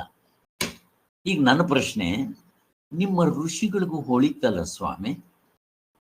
ಇದು ಅಷ್ಟೇ ಅಲ್ಲ, ಬುದ್ಧನ ತರನೋ ಅಥವಾ ದರ್ಶನಕಾರ ತರನೇ ಆಗಿರ್ಬೇಕಲ್ಲ. ಅದನ್ನ ಹೆಂಗ್ ನಂಬ್ತೀರಾ? ನಾ ಪ್ರಶ್ನೆ ಕೇಳೋದು ಹೆಂಗ್ ಹೇಳ್ತೀರಾ? ಪ್ರಶ್ನೆ, ಈ ಪ್ರಶ್ನೆಗೆ ಏನು ಉತ್ತರ ಕೊಡ್ತೀರಾ? ಅನುಭವಕ್ಕೆ ಹೊಂದೋದ್ರಿಂದ ನಾವು ಒಪ್ಕೋಬೇಕು. ಸಾರ್ವತ್ರಿಕ ಪೂರ್ಣ ಅನುಭವ. ಸಾರ್ವತ್ರಿಕ ಪೂರ್ಣ ಅನುಭವಕ್ಕೆ ಹೊಂದುತ್ತಾ ಇರೋದ್ರಿಂದ ಯಾರಪ್ಪ ಬೇಕಾದ್ರೂ ಒಪ್ಕೋಬೇಕು. ಹೆಂಗಿದೆ? ಬುದ್ಧಂದು ಒಪ್ಪಲ್ಲ, ಇವಾಗ ದರ್ಶನಕಾರದ್ದು ಒಪ್ಪಲ್ಲ. ಇಷ್ಟೇ. ಅದಕ್ಕೆ ಯಾರೇ ಹೇಳಿ, ಒಂದು ಗಿಣಿ ಹೇಳಿ ಬೆಂಕಿ ಸುಡುತ್ತೆ ಅಂತ, ಅನುಭವಕ್ಕೆ ಹೊಂದಿದ್ರು ಒಪ್ಬಿಡ್ರಿ, ಮುಗಿದೋಯ್ತು. ಈ ಒಂದು ಮೀಟರ್ ಇಟ್ಕೊಳ್ರಿ, ನಿಮ್ಮ ಹತ್ರ ಪರೀಕ್ಷೆ ಮಾಡ್ರಿ. ಆ ದೃಷ್ಟಿಯಿಂದ ಹಿಂಗೆಲ್ಲ ಹೇಳ್ತಾ ಬರ್ತಾರೆ. ಆದ್ದರಿಂದ ಇದು ಮತ್ತೆ ಗುರು ಶಿಷ್ಯ ಪರಂಪರೆಯಿಂದ. ಈಗ ಬುದ್ಧನ್ಗೆ ಏನೋ ಗೊತ್ತಾಯ್ತು, ಅವನ ಶಿಷ್ಯರಿಗೆ ಹೇಳಕ್ ಶುರು ಮಾಡ್ದ. ಹಾಗೆ ಮತ್ತೆ ಇದು ಋಷಿಮುನಿಗಳಿಗೆ ಗೊತ್ತಾಯ್ತು, ಅವ್ರ ಶಿಷ್ಯರಿಗೆ ಹೇಳಕ್ ಶುರು ಮಾಡ, ಹೀಗೆ ಗುರು ಪರಂಪರೆಯಿಂದಾನೇ ಬರಬೇಕಿದು ಅಂತ. ಅದು ಅಧ್ಯಯನ ಕ್ರಮದಿಂದ ನಮಗೆ ಬಂದಿದೆ ಅಂತ ಇವರೆಲ್ಲ ಹೇಳ್ತಾರೆ. ಋಗ್ವೇದದಲ್ಲಿ ಇದಕ್ಕೊಂದು ಮಂತ್ರ ಕೂಡ ಇದೆ, ಏನಂತ, ವೇದವು ನಿತ್ಯವಾಗಿರುವುದೆಂದು ಸಾಧಿಸುವ ವಾದಗಳನ್ನು ನಿಮ್ಮಲ್ಲಿ ಕೆಲವರಾದರೂ ಕೇಳಿರಬಹುದು. ಮೋಕ್ಷ ಧರ್ಮದಲ್ಲೂ ಕೂಡ ಇದ್ರ ಬಗ್ಗೆ ಹೇಳ್ತಾ ಇದೆ. ಏನಂತ ಹೇಳುತ್ತೆ ಮೋಕ್ಷ ಧರ್ಮದಲ್ಲಿ? ನೋಡ್ರಿ ಇಲ್ಲೇ ಹೇಳಿರೋದು, ಪ್ರಳಯ ಕಾಲದಲ್ಲಿ ವೇದಗಳು ಮರೆಯಾಗ್ಬಿಟ್ಟವು. ಪ್ರಳಯ ಕಾಲದಲ್ಲಿ ಇತ್ತು, ಪ್ರಳಯ ಕಾಲದಲ್ಲಿ ಎಲ್ಲ ಹೋಗ್ಬಿಡುತ್ತೆ, ಬೀಜ ರೂಪಕ್ಕೆ ಹೋಗ್ಬಿಡುತ್ತೆ. ಅವಾಗ ಏನಾಯ್ತು, ಮರೆಯಾಗ್ಬಿಟ್ವು. ಆ ಬಳಿಕ ಬ್ರಹ್ಮನ ಅನುಜ್ಞೆಯಿಂದ, ನೋಡ್ರಿ, ಬ್ರಹ್ಮನ ಅನುಜ್ಞೆಯಿಂದ ಋಷಿಗಳು ತಪಸ್ಸಿನಿಂದ ಅವನು ಮತ್ತೆ ಪಡ್ಕೊಂಡ್ರು ಎಂಬುದು ಶ್ಲೋಕದ ಅರ್ಥ. ಈ ಶ್ಲೋಕದಲ್ಲಿ ಅರ್ಥ ಇರೋದನ್ನ ನಾವು ಹಂಗೆ ತಗೋಬೇಕು. ಋಷಿಗಳೆಂದ್ರೆ ಯಾರು? ವೇದ ಮಂತ್ರಗಳನ್ನ ತಪಸ್ಸಿನಿಂದ ಕಂಡುಕೊಂಡವರು. ಅವ್ರಿಗೂ ಅದು ಸುಮ್ಮನೆ ಕಂಡುಕೊಂಡ್ರು, ಹೇಳ್ಬಿಟ್ರು ಅಥವಾ ಬರ್ದಿಟ್ಬಿಟ್ರು, ಅಷ್ಟೇ, ಮುಗ್ದೋಯ್ತು. ಸ್ವತಂತ್ರವಾಗಿ ಅವರು ರಚನೆ ಮಾಡಿರೋದಲ್ಲ. ಅದರಿಂದ ಅವರ ಅಂತಃಕರಣದಿಂದ ಏನೂ ಸೇರ್ಸೋಕ್ ಸಾಧ್ಯ ಇಲ್ಲ. ಅದು ಏನೋ ಹೊಳಿತು, ಬರ್ದ್ಬಿಟ್ರು. ಮತ್ತಿವಾಗ ಬುದ್ಧನಿಗೂ ಹಂಗೆ ಹೊಳಿತು, ಅವನು ಅವನ ಶಿಷ್ಯರಿಗೆ ಹೇಳ್ದ, ಕರೆಕ್ಟ್. ಮತ್ತೆ ಯಾಕೆ ಅಂತಂದ್ರೆ, ಹೀಗೆ ನಮ್ದು ಸಾರ್ವತ್ರಿಕ ಪೂರ್ಣ ಅನುಭವ ಹೊಂದುತ್ತೆ, ಅದನ್ನು ಹಿಡ್ಕೊಳ್ರಿ ಅಂತ ಹೇಳಿ. ಹೆಂಗೆ ಅರ್ಥ ಆಗ್ತಾ ಇದೆಯಲ್ಲ, ಹಿಂಗೆ ತಗೋಬೇಕು ತರ್ಕ. ಬಟ್ ಆ ತರ್ಕ ಅನುಭವ ಗಮ್ಯವಾಗಿದೆ. ಹೆಂಗಿದೆ ಇಲ್ಲಿ ಋಷಿ ತಪಸ್ಸಿನಿಂದ ಕಂಡುಕೊಂಡ್ರು, ಸ್ವತಂತ್ರವಾಗಿ ಮಾಡಿರೋದಲ್ಲ. ವೇದವಾಗಲಿ ವೇದಾರ್ಥವಾಗಲಿ ಸಾಮಾನ್ಯರ ಬುದ್ಧಿ, ಅವರು ಆ ಮನಸ್ಸನ್ನ ಆ ಹಂತಕ್ಕೆ ತಗೊಂಡೋಗ್ಬೇಕು, ಟ್ಯೂನ್ ಅಪ್ ಮಾಡ್ಬೇಕು. ರೇಡಿಯೋ, ಈಗ ಟಿವಿನಲ್ಲೂ ಅಷ್ಟೇ ನೋಡ್ರಿ, ಸ್ಟೇಷನ್ಗಳು ಅಲ್ಲಿ ಇರುತ್ತೆ, ಟಕ್ ಅಂತ ಅದು ಹಾಕಿದ ತಕ್ಷಣ ಅದಕ್ಕೂ ಇದಕ್ಕೂ ಕೋಇನ್ಸೈಡ್ ಆದಾಗ ಅಲ್ಲಿ ವಿಡಿಯೋ ಆಡಿಯೋ ಎರಡು ಬರೋಕ್ಕೆ ಶುರುವಾಗುತ್ತೆ. ಎಲ್ಲವೂ ಅಷ್ಟೇ. ಹಾಗೆ ಈಗ ನಾನು ಪುಸ್ತಕಗಳನ್ನೆಲ್ಲ ಇಲ್ಲಿ ಅಂಡರ್ಲೈನ್ ಮಾಡ್ಕೊಂಡಿರ್ತೇನೆ. ನನ್ನ ಐಪ್ಯಾಡೇ ಕಳೆದೋಗ್ಬಿಡುತ್ತೆ. ಕಳೆದೋಗ್ಬಿಟ್ಟಾಗ ನನ್ನ ಮಗ ಹೇಳ್ತಾನೆ, ಡ್ಯಾಡಿ ನೀನೇನು ಯೋಚನೆ ಮಾಡಬೇಡ. ತಿರ್ಗಾ ನಾನು ಐಪ್ಯಾಡ್ ತಗೊಂಡ್ಬಂದು ಆ ಮೇಲ್ಗಡೆ ಸ್ಕೈನಲ್ಲಿ ಇರುತ್ತಂತೆ, ಅದನ್ನ ಹಾಕಿದ ತಕ್ಷಣ ಟಕ್ ಅಂತ ಅದು ಹೇಳ್ಕೊಂಡು ನಾನು ಎಲ್ಲೆಲ್ಲಿ ಅಂಡರ್ಲೈನ್ ಮಾಡಿದ್ನಿ ಎಲ್ಲ ಟಕ್ ಅದೇ ಬಂದ್ಬಿಡುತ್ತಂತೆ. ಹೆಂಗಿದೆ ನೋಡ್ರಿ ಇದು. ಎಷ್ಟು ಚೆನ್ನಾಗಿದೆ ಇದು. ಈಗ ನೀವು ವಾಟ್ಸಪ್ ಅಲ್ಲಿ ಕಳ್ಸಿದ್ದು ನಮ್ದು ಹಂಗೆ ಅಲ್ವಾ ಸರ್ ಡೌನ್ಲೋಡ್ ಆಗಿರೋದು? ನಿಮ್ದು ಹೋಗ್ಬಿಡುತ್ತೆ. ಅದಕ್ಕೆ ನಾನು ಮೀನಮ್ಮನಿಗೆ ಬರಕ್ ಕೇಳಿದ್ದು. ಮೀನಮ್ಮನಿಗೆ ಇವಾಗ ಅರ್ಥ ಆಗಿದೆ. ನೀವು ಹಂಗ ಅದನ್ನೇ ಮಾಡ್ಕೊಂಡ್ಬಿಟ್ರೆ, ಹಂಗ ಸುಮ್ಮನೆ ಮಾಡ್ಕೊಂಡಿದ ತಕ್ಷಣ ಅದು ಹೋಯ್ತು ಅಂದ್ರೆ ಗೋವಿಂದ ಮತ್ತೆ ಹೊರಟೋಯ್ತು. ನಂದು ಇವಾಗ 200 ಪುಸ್ತಕಗಳು ನನ್ನ ಹತ್ರ ಇದೆ. ನಂದು ಅಕಸ್ಮಾತ್ ಐಪ್ಯಾಡ್ ಕಳೆದೋಯ್ತು, ಏನೂ ಯೋಚನೆ ಇಲ್ಲ, ಹೊಸ ಐಪ್ಯಾಡ್ ಕೊಂಡ್ಕೊಂಡು, ಅಂದ್ರೆ ಈ ಒಂದು ಆರ್ಡರ್ನಲ್ಲಿ ನೀವು ಡೌನ್ಲೋಡ್ ಮಾಡಿಸ್ಕೋಬೇಕು. ನಿಮ್ಮ ಮಗನ್ ಕೇಳಿ, ನಾನೊಂದು ಲಿಂಕ್ ಕಳಿಸ್ತೀನಿ, ಆ ಲಿಂಕ್ ಪ್ರಕಾರ ಮಾಡ್ಕೊಳ್ರಿ. ಅದು ಈಗೆಲ್ಲ ಸೈಂಟಿಫಿಕ್ ಆಗಿ ನಾನು ಏನು ಹೇಳಿದ್ರು ನಂಬಬೇಕು. ಯಾಕೆ? ನಮ್ಗಿದೆ ಇಲ್ಲಿ. ಅಯ್ಯೋ ಯಾಕೆ ಹೇಳ್ತೀರಾ? ಮೊದಲು ಒಂದು ಪುಸ್ತಕದಲ್ಲಿ ಹಿಂಗೆ ನಾನೇ ಹಿಂಗೆ ಮಾಡ್ಕೊತಾ ಇದ್ದೆ, ಹೋಗ್ಬಿಡ್ತಾ ಇತ್ತು. ಇದ್ರೂ ಪುಸ್ತಕನೂ ಇಲ್ಲ, ಏನೂ ಇಲ್ಲ. ಮತ್ತು ನಾನು ಸ್ವಾಮಿಗಳು ಪುಸ್ತಕ ಹೊಸದಾಗಿ PDF ಮಾಡಿಕೊಂಡು ತಿರ್ಗಾ ನಾನು ಅಂಡರ್ಲೈನ್ ಮಾಡಬೇಕು. ನನ್ನ ಮಗನಿಗೆ ಹೇಳಿದೆ, ನನ್ನ ಮಗ ಯಾಕೆ ಯೋಚನೆ ಮಾಡ್ತೀಯ, ತಾನು ನಾನು ಇದಕ್ಕೆ ಮಾಡ್ತೇನೆ ಅಂತ ಹೇಳಿ, ಹೌದು ಏನೇ ಇದೆಯಪ್ಪ ಸೈನ್ಸ್. ನೋಡ್ರಿ, ಇವಾಗ ಸೈನ್ಸ್ನಿಂದ ಪ್ರೂವ್ ಆಗಿದೆಯಲ್ವೋ, ಹಾಗೆ ಹಿಂದೆ ಋಷಿಗಳಿಗೆ ಯಾಕೆ ಆಗಿರ್ಬಾರ್ದು? ಈಗ ಹೇಳೋದು ತುಂಬ ಸುಲಭ. ಕರೆಂಟ್ ಬಂದಿದೆ, TV ಪಿಕ್ಚರ್ಗಳು ಬಂದಿದೆ, ಆ ಸ್ಕ್ರೀನ್ ತೋರಿಸ್ಬಿಡ್ತೀನಿ, ಎಷ್ಟು ಚೆನ್ನಾಗಿ ತೋರಿಸ್ಬಿಡ್ಬೋದು. ಹಿಂದೆ ಇವೆಲ್ಲ ಇರಲಿಲ್ಲ. ಅದಕ್ಕೆ ಉಪ್ಪು ತಗೊಂಬಂದು ನೀರು ತಗೊಂಬಂದು ನೀರನ್ನ ಕರಗಿಸಿ ಏನೇನೋ ಮಾಡ್ತಾ ಇದ್ರು. ಮಡಕೆ ಕುಡಿಕೆ ಶಾವ ತಟ್ಟೆ ಅಂತ ಇದ್ದಾರೆ ಅವರು. ಇರ್ಲಿ, ನಿಮ್ಗೆ ಆ ಲಿಂಕ್ ಕಳಿಸ್ತೀನಿ, ಅದ್ರ ಪ್ರಕಾರ ಡೌನ್ಲೋಡ್ ಮಾಡ್ಕೋಬೇಕು ನೀವು. ಸೇಮ್ ಅದರಲ್ಲಿ ಡೌನ್ಲೋಡ್ ಮಾಡ್ಕೋಬೇಕಾದ್ರೆ ಒಂದು ಮೆಥಡ್ ಇದೆ, ಅದ್ರ ಪ್ರಕಾರ ಮಾಡ್ಕೊಂಡ್ರೆ ಅದು ಸ್ಕೈನಲ್ಲಿ ಸ್ಟೋರ್ ಆಗಿರುತ್ತೆ. ಅದಕ್ಕೇನೋ ಹೇಳ್ತಾರೆ ಅವರು, ಸ್ಕೈ ಅಂತಾರ, ಅದೇನೋ ಅಂತಾರೆ, ಸ್ಕೈ ಅಂತಾನೆ ಅಂತಾರೆ ಅವರು. ಇರಲಿ, ಈಗ ನಿಮ್ಮ ಮೊಬೈಲ್ನಲ್ಲಿ ನಂಬರ್ಗಳಿರುತ್ತೆ, ಎಲ್ಲ ಸ್ಕೈನಲ್ಲಿ ಲೋಡ್ ಆಗಿರುತ್ತೆ. ಹೊಸ ಮೊಬೈಲ್ ಕೊಂಡ್ಕೊತೀರಾ, ಅದನ್ನ ಹಾಕಿದ ತಕ್ಷಣ ಟಕ್ ಅಂತ ಎಲ್ಲ ಇಲ್ಲಿಗೆ ಬಂದ್ಬಿಡುತ್ತೋ ಇಲ್ವೋ ನಿಮ್ಮ ಚಿಪ್ನಲ್ಲಿ. ಹಾಗೆ ಇರಲಿ, ಈ ಥರದ್ದೆಲ್ಲ ಇರುತ್ತೆ. ಸರ್ ಡಿಸ್ಕೋರ್ಸ್ ಗ್ರೂಪ್ಗೆ ಹಾಕ್ಬಿಡಿ ಸರ್. ಯಾರಿಗೂ ಸರ್ ಬೇಕಾಗಿಲ್ಲ. ಡಿಸ್ಕೋರ್ಸ್ ಗ್ರೂಪ್ ಹಾಕಿ ಸರ್. ಓ, ನೀವ ಕಲ್ಪನನ್ನ ಆಯ್ತಮ್ಮ, ಹಾಕ್ತೀನಿ. ನಿಮ್ ಮಕ್ಕಳ ಕೈಯಲ್ಲಿ ಈ ಆರ್ಡರ್ನಲ್ಲಿ ನೀವು ಮಾಡಿಸ್ಕೊಡ್ರಿ. ನನ್ನ ಮಗ ಮತ್ತೆ ನನ್ನ ಅಳಿಯ ಸಾಫ್ಟ್ವೇರ್ ಇಂಜಿನಿಯರ್ಸ್, ಅವರೆಲ್ಲ ಗೊತ್ತಿರುತ್ತೆ. ಆ ಒಂದು ಆರ್ಡರ್ನಲ್ಲಿ ಮಾಡ್ಕೋಬೇಕು. ಮತ್ತೆ ಒಂದು ಝೂಡೋ, ನಾನು ಇವರಿಗೆ ಮೀನಮ್ಮನ್ ಕಳಿಸಿದ್ದೀನಿ, ನಾನು ಅದನ್ನ ನಿಮಗೂ ಕಳಿಸ್ತೀನಿ. ನಿಮ್ಗೆ ಗೊತ್ತಿಲ್ಲದೆ ಇದ್ರೆ ನನಗೆ ಫೋನ್ ಮಾಡಕ್ಕೆ ಹೇಳಿ ನಿಮ್ಮ ಮಕ್ಕಳಿಗೆ, ನಾನು ಅವ್ರಿಗೆ ಎಕ್ಸ್ಪ್ಲೇನ್ ಮಾಡ್ತೀನಿ. ಅವಾಗ ಅದ್ರ ಪ್ರಕಾರ ಮಾಡ್ಕೊಂಡ್ರೆ ಅದು ಯಾವತ್ತೂ ಹೋಗೋದಿಲ್ಲ. ಈಗಾದ್ರೆ ಏನಾಗುತ್ತೆ, ನಿಮ್ಗೆ ಹಂಗಂಗೆ ಕಾಣ್ತಾ ಇರುತ್ತೆ, ನಿಮ್ಗೆ ತಿರ್ಗಾ ಅದೆಲ್ಲಾದ್ರೂ ಹೋಗ್ಬಿಡ್ಬೋದು.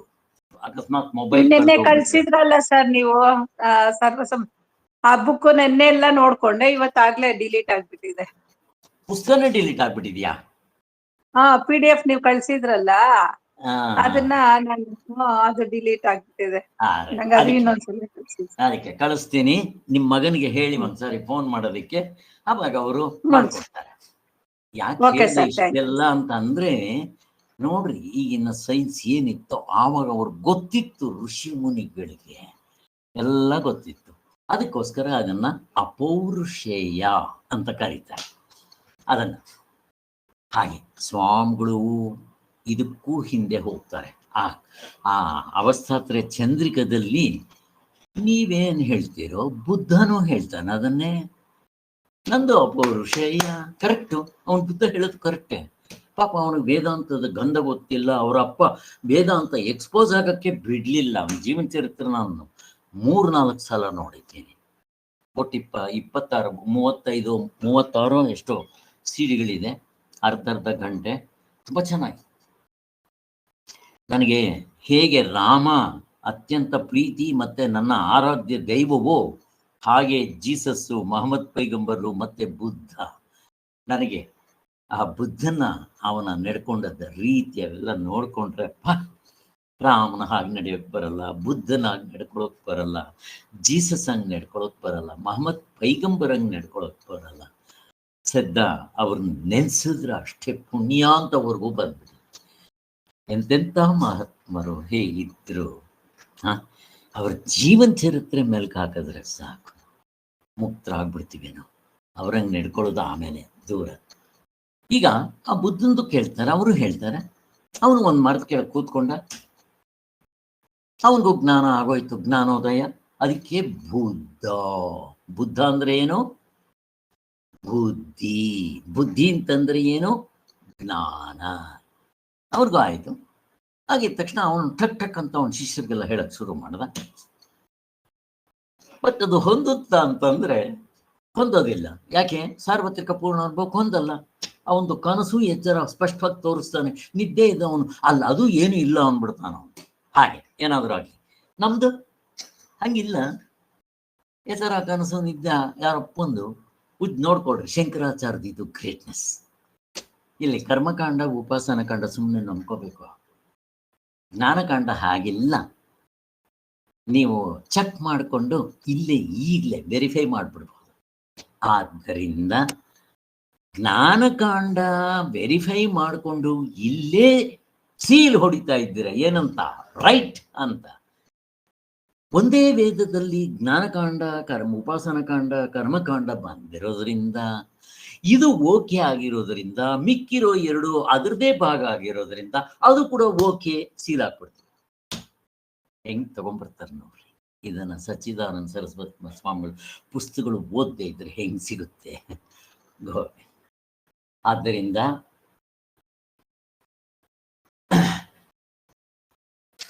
ವೇದವಾಗಲಿ ವೇದಾರ್ಥವಾಗಲಿ ಸಾಮಾನ್ಯರ ಬುದ್ಧಿಗೆ ಹೊಳೆಯೋದಿಲ್ಲ.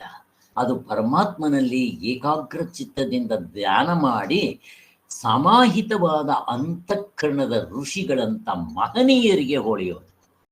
ಟ್ಯೂನಪ್ ಮಾಡ್ಕೋಬೇಕು. ನನ್ನ ಮನಸ್ಸನ್ನ ಆ ಒಂದು ಇದಕ್ಕೆ ಲೆವೆಲ್ಗೆ ತಗೊಂಡೋದಾಗ ಅದು ಅದರಲ್ಲಿ ಏನಿರುತ್ತೋ ಅಲ್ಲೆಲ್ಲ ಠರ್ರ್ ಅಂತ ಬಂದ್ಬಿಡುತ್ತೆ. ಇವನೇನು ಮುಕ್ತವಾಗಿರ್ಬೇಕು ಅಂತ ಏನಿಲ್ಲ, ಯಾರಿಗೆ ಬೇಕಾದ್ರೂ. ಇದಕ್ಕೆ ಇನ್ನೂ ಒಂದು ದೃಷ್ಟಾಂತ ಕೊಡ್ಲ. ನಡೆದದ್ದು ಪುತ್ತೂರು ಅಜ್ಜ ಗೊತ್ತಿರ್ಬೇಕಲ್ಲ, ಕೆಲವರು ಗೊತ್ತು. ಯಾರು ಗೊತ್ತು ಪುತ್ತೂರು ಅಜ್ಜ? ಗೊತ್ತು ಸರ್, ನೋಡಿಲ್ಲ, ಅದ್ರ ವಿಚಾರ ಗೊತ್ತಿದೆ ಸರ್. ನೋಡಿದ್ದೀರಾ ನೀವು? ಇಲ್ಲ ಸರ್ ರಘು ಫೋಟೋ ಅದು ತೋರಿಸಿದ್ದಾರೆ. ಓಕೆ. ಇನ್ಯಾರು ನಿಮ್ಗೆ ಯಾರಿಗೂ ಗೊತ್ತಿಲ್ವೇನು? ನಾವೆಲ್ಲ ನೋಡ್ಕೊಂಡ್ ಬಂದಿದ್ವಿ. ಮಲ್ಲೇಶ್ವರದಲ್ಲಿ ಒಬ್ಬರು ಮನೇಲಿ ಇರ್ತಾ ಇದ್ರು. ಒಳ್ಳೆ ಗುಬಚ್ಚಿ ತರ ಒಂದ್ ಮೂಲೆಯಲ್ಲಿ ಕಾಲ್ ಮಡ್ಚ್ಕೊಂಡು ಕೂತ್ಕೊತಾ ಇದ್ರು ಬ್ರಾಹ್ಮಣರು. ಅವರು ಸತ್ತೋಗ್ಬಿಟ್ಟಾಗ ಸರಿ ಅಂತ ಅಂದ್ಬಿಟ್ಟು ಏನ್ ಸತ್ತೋಗ್ಬಿಟ್ರು ಅಂತ ಹೇಳಿದ್ದೆ, ಎಲ್ಲ ಬಂದು ನೋಡ್ಕೊಂಡು ಹೋಗ್ತಾ ಇದ್ದಾರೆ. ಒಂದು 3-4 ಗಂಟೆ ಆಗಿದೆ. ಇದ್ದಂಗೆ ಅವ್ರಿಗೆ ಜೀವ ಬಂದು ಕುರಾನ್ ಬಾಯ್ನಲ್ಲಿ ಹೇಳಕ್ ಶುರು ಮಾಡಿದ್ರೆ. ಕುರಾನ್ ಅವ್ರ ಅಂಗಡಿಗೆ, ಅವ್ರ ಮನೆ ಎದುರುಗಡೆ ಒಬ್ಬ ಸಾಬಿ ಇದ್ದ. ಇವ್ರ ಮನೇಲಿ ಕುರಾನ್ ಯಾರು ಹೇಳ್ತಾರಪ್ಪ? ಇವ್ರ ಮನೆಯಲ್ಲಿ ಯಾರಿಗೂ ಪಾರ್ಸಿ ಲ್ಯಾಂಗ್ವೇಜ್ ಯಾವುದೋ ಇದೆ, ಪಾರ್ಸಿ ಲ್ಯಾಂಗ್ವೇಜ್ ಏನೋ, ಅದನ್ನ ಯಾರು ಕಲ್ತ್ಕೊಂಡ್ರು, ಯಾರು ಹೇಳ್ಕೊಟ್ರು? ಇವ್ರ ಮನೆ ಕುರಾನ್. ಅವನ್ ಆಶ್ಚರ್ಯ ಬಂದು ನೋಡ್ತಾರೆ, ಇವ್ರು ಹೇಳ್ತಾ ಇದ್ದಾರೆ. ಉರ್ದು ಭಾಷೆ ಸರ್ ಅದು, ಕುರಾನ್ ಇರೋದು ಉರ್ದು ಭಾಷೆ ಅಲ್ಲ. ಉರ್ದು ಬಂದಿದ್ದೆ ಮುಸ್ಲಿಂ ಭಾಷೆ. ಕುರಾನ್ ಇರೋದು ಪಾರ್ಸಿ ಭಾಷೆಯಲ್ಲಿ. ಆ ಭಾಷೆ ಕಲಿಬೇಕು. ಇವಾಗ ನಮ್ದು ಕನ್ನಡದಲ್ಲಿ ಇದೆಯೇನೋ, ಸಂಸ್ಕೃತ್ನಲ್ಲಿದೆ. ಹಾಗೆ ಅವ್ರದ್ದು ಬೇರೆ ಭಾಷೆ. ಅದು ಅವನಿಗೆ ಹಂಗ ಉಳಿತಂತೆ. ಇದು ನೋಡ್ರಿ, ಇದು ಒಂದು. ಈಗ ಅವನು ಮುಸ್ಲಿಂಗೆ ಹೆಂಗ್ ಉಳಿತು ನೋಡ್ರಿ. ಅವನು ಮೇಕೆಕಾಯವನು, ಜೀಸಸ್ಸು ಮೇಕೆಕಾಯವನು. ಯಾರು ಹೆಂಗ್ ಬೇಕಾದ್ರೂ ಆಗಿರ್ಬೋದು. ಬುದ್ಧ ಬಂದಿದ್ದೆ ರಾಜನ ಮಗ, ಹೆಂಗ್ ಬೇಕಾದ್ರೂ ಇರ್ಬೋದು. ಅವನು ಹೋದ, ಕಾಡು ಕೂತ್ಕೊಂಡ, ತಪಸ್ ಮಾಡಿದ ತಕ್ಷಣ ಅವನು ಹೊಡೆದು ಬಿಡ್ತಂತೆ. ಆ ಲ್ಯಾಂಗ್ವೇಜ್ ಅವನಿಗೆ ಬರಲ್ಲ. ಅವನೇನೋ ಹೇಳ್ದ ಟಕ್ ಅಂತ, ಅದರಲ್ಲಿ ಅವನಿಗೆ ಏನೇನು ಹೊಳಿತೋ ಬರೆದ್ಬಿಟ್ಟ. ಇದು ಅಷ್ಟೇ ಅಪೌರುಷೇಯ. ಅವನು ಹೇಳ್ತಾನೆ ಅಪೌರುಷೇಯ ಅಂತಾನೆ. ಹೇಳ್ರಿ ಹೆಂಗಿದೆ? ಹೇಗೆ? ಆದ್ದರಿಂದ ಏನಾದರೂ ಇರ್ಲಿ, ಯಾಕೆ ಹೇಳಕ್ ಬಂದೆ ಇದು ಮುಸ್ಲಿಮ್ಸ್ದು? ಇರ್ಲಿ, ಒಟ್ಟಿನಲ್ಲಿ ಅವನಿಗೂ ಹಂಗೆ ಹೊಡೆದಿದ್ದು. ಇಲ್ಲಿ ಪುತ್ತೂರು ಅಜ್ಜಕ್ಕೆ ಬನ್ರಿ. ಈಗ ಪುತ್ತೂರು ಅಜ್ಜ ಈ ಜನ್ಮದಲ್ಲಿ ಯಾವಾಗ್ಲೂ ಮುಸ್ಲಿಮ್ದು ಗೊತ್ತಿಲ್ಲ, ಕುರಾನ್ ಬಾಯಿನಲ್ಲಿ ಬಂತು ಅಂದ್ರೆ ಹೆಂಗ್ ಬಂತು ಹೇಳ್ರಿ? ಹಿಂದಿನ ಜನ್ಮದಲ್ಲಿ ಯಾವಾಗ್ಲೂ ಏನೋ ಮುಸ್ಲಿಂ ಆಗಿ ಹುಟ್ಟಿದ್ರು, ಎಲ್ಲ ಗೊತ್ತಿತ್ತೋ ಏನೋ. ಠಕ್ ಅಂತ ಆ ಒಂದು ಸಿಚುಯೇಷನ್, ಅವ್ರ ಪ್ರಾಣ ಬಂದಿದ್ದ ತಕ್ಷಣ ಠಕ್ ಅಂತ ಹೇಳ್ಕೊಂತು ಹೇಳಕ್ ಶುರು ಮಾಡ್ಬಿಟ್ರು. ಎಷ್ಟು ಜನಕ್ಕೆ ಬರಲ್ಲ ಇದು? ನಮ್ಮ ಬ್ರದರ್ ಇನ್ಲಾಗೆ ಹೈ ಫೀವರ್ ಬಂದಿತ್ತಂತೆ. ರಾಧುಭವ ಅಂತ, ಇಲ್ಲಿ ನಮ್ಮ ನೆಂಟರೊಬ್ರು ಇದ್ದಾರೆ, ಮೀನಮ್ಮ ಅಂತ. ಅವ್ರಿಗೆ ನಮ್ಮ ಮನೆಯವರು ಹೇಳೋದು, ಅವ್ರ ತಾಯಿಯವರೆಲ್ಲ ಹೇಳ್ತಾ ಇದ್ರಂತೆ, ಜ್ವರ ಬಂದಾಗ ಇದ್ದಂಗೆ ಸಂಸ್ಕೃತ್ನಲ್ಲಿ ಶ್ಲೋಕಗಳು ಹೇಳಕ್ ಶುರು ಮಾಡೋದು. ಅವ್ರು ಸಂಸ್ಕೃತ ಗೊತ್ತಿಲ್ಲ, ಹೆಂಗೆ ಹೇಳಕ್ ಸಾಧ್ಯ ಆಯ್ತು? ಯಾವುದೋ ಒಂದು ಜ್ವರ ಗಿರ ಜಾಸ್ತಿ ಆಗೋ ಆ ಮನಸ್ಸು ಆ ಹಂತಕ್ಕೆ ಹೋದಾಗ ಠಕ್ ಅಂತ ಹೇಳ್ಕೊಂಡ್ಬಿಡುತ್ತೆ. ಹಿಂದಿನ ಜನ್ಮದ್ದು ಹೇಳ್ಕೊಂಡ್ಬಿಡುತ್ತೆ. ಇವೆಲ್ಲ ಸಾಧ್ಯ ಇದೆ ಅನ್ನೋದಕ್ಕೆ ಮುಂದಕ್ಕೆ ಹೋಗೋಣಪ್ಪ. ಇವುಗಳು ಎಷ್ಟು ವಿಚಾರ ಮಾಡೋದು, ಇವೆಲ್ಲ ಮುಂದಕ್ಕೆ ಹೋಗೋಣ. ಆದ್ದರಿಂದ ಇಲ್ಲಿ ಒಟ್ಟಿನಲ್ಲಿ ಪರಮಾತ್ಮನಲ್ಲಿ ಏಕಾಗ್ರ ಚಿತ್ತದಿಂದ ಧ್ಯಾನ ಮಾಡಿ ಸಮಯ, ಕೆಲವರಿಗೆ ಆಕ್ಸಿಡೆಂಟ್ ಆಗಿ ಬಂದ್ಬಿಡುತ್ತೆ. ಅದು ಯಾಕೆ ಬಂತು ಏನು ಹೇಳಕ್ ಬರೋಲ್ಲ ಹಾಗೆ. ಆದ್ದರಿಂದ ಶ್ರುತಿಗಳಲ್ಲಿ ಹೇಳಿರುವ ಅಭಿಪ್ರಾಯವು ಮತ್ತೇನ್ ಮಾಡ್ಬೇಕು ನಾವು? ಕರ್ಮಕಾಂಡ, ಉಪಾಸನ ಕಾಂಡ, ಶ್ರದ್ಧಾ, ಭಕ್ತಿ, ಧ್ಯಾನಾದಿ ರೂಪವಾದ ತಪಸ್ಸಿನಿಂದ ಸಂಸ್ಕಾರ ಮಾಡಿಕೊಂಡ್ರೆ ನಮಗೂ ಕೂಡ ಅದೇ ತರ ತತ್ವವನ್ನ ಕೇಳಿ ನಮ್ಮ ಅಂತಃಕರಣದಲ್ಲಿ ನಾವೇ ಆಗಿದ್ದೀವಿ ಅದನ್ನ ಪಡ್ಕೋಬಹುದು, ಗ್ರಹಿಸಬಹುದು. ಒಂದು ಹೃದಯದಿಂದ ಮತ್ತೊಂದು ಹೃದಯಕ್ಕೆ ಬರುವಂಥದ್ದು ಇದು. ಈಗ ಋಷಿಮುನಿಗಳಿಗೇನೋ ಅಲ್ಲಿ ಮೇಲ್ಗಡೆಯಿಂದ ಹೇಳ್ಕೊಂಡ್ರು, ಬಂದರು, ಕೊಟ್ಬಿಟ್ರು. ಈಗ ಇದನ್ನ ಗುರು ಶಿಷ್ಯನ್ಗೆ ಹೆಂಗ್ ಬರುತ್ತೆ? ಗುರುನ ಹೃದಯದಲ್ಲಿರುತ್ತೆ. ಆ ಶಿಷ್ಯನ್ಗೆ ಹೇಳಿದಾಗ ಅವನು ಆ ಗುರುವಿನ ಹೃದಯ ಎಷ್ಟು ಶುದ್ಧವಾಗಿದೆಯೋ ಅಷ್ಟು ಶುದ್ಧತೆ ಇವನು ಮಾಡ್ಕೋಬೇಕು. ಇವನು ಒಂದು ಹಂತಕ್ಕೆ ಮಾಡ್ಕೊಂಡೋದಾಗ ಆ ಗುರುವಿನಲ್ಲಿ ಇದ್ದಂತ ಅವನು ಹೇಳಿದ್ದನ್ನ ಟಕ್ಕಂತ ಇವನು ಹೃದಯದಲ್ಲಿ ಹರ್ಕೊಂಡು ಬಂದ್ಬಿಡುತ್ತೆ. ಮನಸ್ಸಿನಿಂದ ಅರ್ಥ ಆಗುತ್ತೆ, ನೀವೇನ್ ಬೇಕಾದ್ರೂ ಹೇಳಿ ತಪ್ಪಿಲ್ಲ. ಮನಸ್ಸಿಗೆ ಅರ್ಥ ಆದ್ರೂ ಇದು ಈಗ ಗಾಢನಿದ್ರೆ ಅನುಭವ ನೋಡ್ಕೊಳ್ರಿ ಅಂತ ಹೇಳಿದಾಗ, ಈ ಮನಸ್ಸು ಗಾಢನಿದ್ರೆ ಅಂತ ನೋಡಿದಾಗ ಅಲ್ಲಿ ಗಾಢನಿದ್ರೆ ಅನುಭವವನ್ನ ಕಂಡವನಿ ಯಾರೋ? ಆತ್ಮ. ಮನಸ್ಸಿನಸಿಲ್ಲ ಅಲ್ಲಿ. ಹಾಗೆ ಅಲ್ಲಿ ಅವನ ಹೃದಯದಲ್ಲಿ ಏನ್ ಹೇಳಿದ್ನೋ ಇವನ ಹೃದಯದಲ್ಲಿ ಏನ್ ಹೇಳಿದ್ನೋ ಎರಡು ಒಟ್ಟಿಗೆ ಟಕ್ ಅಂತ ಕರೆಕ್ಟ್ ಅನ್ಸ್ಬಿಡ್ತಾನೆ. ಹೇಗಿದೆ ನೋಡ್ರಿ, ಅರ್ಥ ಆಯ್ತಾ ಇಲ್ಲಿ? ಈಗ ನಾನು ಗಾಢ ನಿದ್ರೆಯಲ್ಲಿ ನಾವು ಆತ್ಮನಾಗಿರ್ತೀವಿ. ಅಲ್ಲಿ ಗಂಡಸು ಹೆಂಗಸು ನಪುಂಸಕ ಅನ್ಸೋಲ್ಲ. ಅಲ್ಲಿ ಹುಟ್ಟು ಸಾವಿನ ಭಯ ಇರೋಲ್ಲ. ಅಲ್ಲಿ ಆನಂದವಾಗಿರ್ತೀನಿ, ಕರೋನಾ ಭಯ ಇರೋಲ್ಲ, ಬೇರೆ ಭಯ ಇರೋಲ್ಲ ಅಂತೀನಿ. ನೀವು ಕೂಡ ಹೌದು ಅಂತೀರ. ಬುದ್ಧಿಯಿಂದ ನೋಡ್ಕೊಂಡ್ರ? ಇಲ್ಲ. ನಾನು ನೇರಾದ ಅನುಭವದಿಂದ ಎತ್ತಿ ಹೇಳ್ತಾ ಇರ್ತೇನೆ. ನಿಮ್ಮ ಅಂತಃಕರಣದಲ್ಲೂ ಕೂಡ ಅದು ಮೊದಲೆತ್ಕೊಂತಾನೆ. ಮನಸ್ಸೇ ಗಾಢ ನಿದ್ರೆಯನ್ನಷ್ಟು ಆ ಮನಸ್ಸು ಕೆಲಸ ಮಾಡುತ್ತೆ. ಆಮೇಲೆ ಅದು ಮನಸ್ಸು ಇರೋಲ್ಲ. ಹೆಂಗಿರುತ್ತೆ? ಇದಕ್ಕಿನ್ನೂ ಒಂದು ದೃಷ್ಟಾಂತ ಕೊಡ್ಲಾ? ಈಗ ನಾನು ಗ್ರೌಂಡ್ ಫ್ಲೋರ್ನಲ್ಲಿರ್ತೇನೆ, ಗುರು 10ನೇ ಫ್ಲೋರ್ನಲ್ಲಿರ್ತಾನೆ. ನಾನು ಲಿಫ್ಟ್ನಲ್ಲಿ ಕೂತ್ಕೊತೀನಿ, ನಿಂತ್ಕೊಂಡು ಬಟನ್ 10ನೇ ಫ್ಲೋರ್ ಒತ್ತುತ್ತೇನೆ. ಏನಾಗ್ತವಾಗ ಜೈ ಅಂತ ಲಿಫ್ಟ್ 10ನೇ ಫ್ಲೋರ್ ಹೋಗಿ ನಿಂತ್ಕೊಳ್ಳುತ್ತೆ. ಬಾಗಿಲು ತೆಗೆದ್ರೆ ಆ ಕಡೆ ಗುರು, ಈ ಕಡೆ ಶಿಷ್ಯ, ಇಬ್ಬರದು ಒಂದೇ ಲೆವೆಲ್ನಲ್ಲಿ ಇರ್ತಾರಲ್ವಾ? ಹಾಗೆ ಇಲ್ಲಿ ಅವರ ಅಂತಃಕರಣ ನನ್ನ ಅಂತಃಕರಣ ಒಂದು ಲೆವೆಲ್ಗೆ ಬಂದಾಗ ಅವ್ರ ಅಂತಃಕರಣ ಎಷ್ಟು ಶುದ್ಧವಾಗಿದೆಯೋ ಅಟ್ಲೀಸ್ಟ್ ಆ ಹಂತಕ್ಕೆ ನಾನು ಮೇಲಕ್ಕೆ ಹೋದಾಗ ನನ್ನ ಅಂತಃಕರಣ ಸಾಧನೆಗಳು ಮಾಡಿ ಅವಾಗ ಹರಿದು ಬಿಡುತ್ತೆ. ಇನ್ನೂ ಒಂದು ದೃಷ್ಟಾಂತ ಕೊಡ್ಲಾ ಇದಕ್ಕೆ? ಯಾರಾದ್ರೂ ಬೇರೆಯವ್ರು ಕೊಡ್ತೀರಾ ಇನ್ನೊಂದು ದೃಷ್ಟಾಂತ? ಪಿಟೀಲ ಸರ್, ಪಿಟೀಲ್. ಪಿಟೀಲ್ ಆಗ್ಲಿ, ವೀಣ ಆಗ್ಲಿ. ಈಗ ಗುರು ಆದವನು ಪಿಟೀಲ್ ಇಟ್ಕೊಂಡು ಇಲ್ಲಿ ಸಾ ಹಿಂಗೆ ಈ ಒಂದು ಜಾಗದಲ್ಲಿ ಎಳೆದ್ರೇನೆ ಅದು ಸಾ ಬರೋದು. ನೀವ್ ಎಲ್ಲಿ ಸಿಕ್ಕಿದ್ರಲ್ಲಿ ಎಳೆದ್ರೆ ಬರೋಲ್ಲ. ಈಗ ಶಿಷ್ಯನಾದವನು ಕೂಡ ಅದೇ ಜಾಗವನ್ನ ಗುರುತಿಟ್ಕೊಂಡು ಹಿಂಗೆ ಅವನು ಆ ಕಮಾನ್ನ ಎಳೆದ್ರೆ ಸಾ ಅಂತ ಬರುತ್ತೆ. ಇಬ್ರು ಕರೆಕ್ಟಾಗಿ ಹಾಕಿದ್ರೆ ಒಂದೇ ಇನ್ಸ್ಟ್ರೂಮೆಂಟ್ ನಲ್ಲಿ ಬಂದಂಗಿರುತ್ತೆ. 25 ಇನ್ಸ್ಟ್ರೂಮೆಂಟ್ಗಳು ಹಾಡ್ತಾ ಇದ್ರು ಒಂದೇ ಇನ್ಸ್ಟ್ರೂಮೆಂಟ್ ನಿಂದ ಹಾಡ್ದಂಗಿರುತ್ತೆ. ಹೆಂಗೆ ಅಂದ್ರೆ ಹಾಗೆ. ಅರ್ಥ ಆಯ್ತಲ್ಲ? ಇದು ಅದನ್ನ ಹೇಳ್ತಾ ಇದ್ದಾರೆ ಇಲ್ಲಿ. ಗುರು ಆದವನು ತನ್ನ ಹೃದಯದಿಂದ ಶಿಷ್ಯನಾದ ಹೃದಯದಲ್ಲಿ ಬೀಜ ಹಾಕ್ತಾನೆ ಅಂತ ನೀವೇನ್ ಬೇಕಾದ್ರೂ ಹೇಳ್ಕೊಡ್ರಿ ವ್ಯವಹಾರ ದೃಷ್ಟಿಯಿಂದ. ಆದ್ದರಿಂದ ಈ ಕಾರಣದಿಂದ ಉಪನಿಷತ್ತನ್ನ ತರ್ಕ ಬುದ್ಧಿಯಿಂದ ಗ್ರಹಿಸೋದಕ್ಕೆ ಪ್ರಯತ್ನ ಮಾಡಬಾರ್ದು. ನೇರಾದ ಅನುಭವ.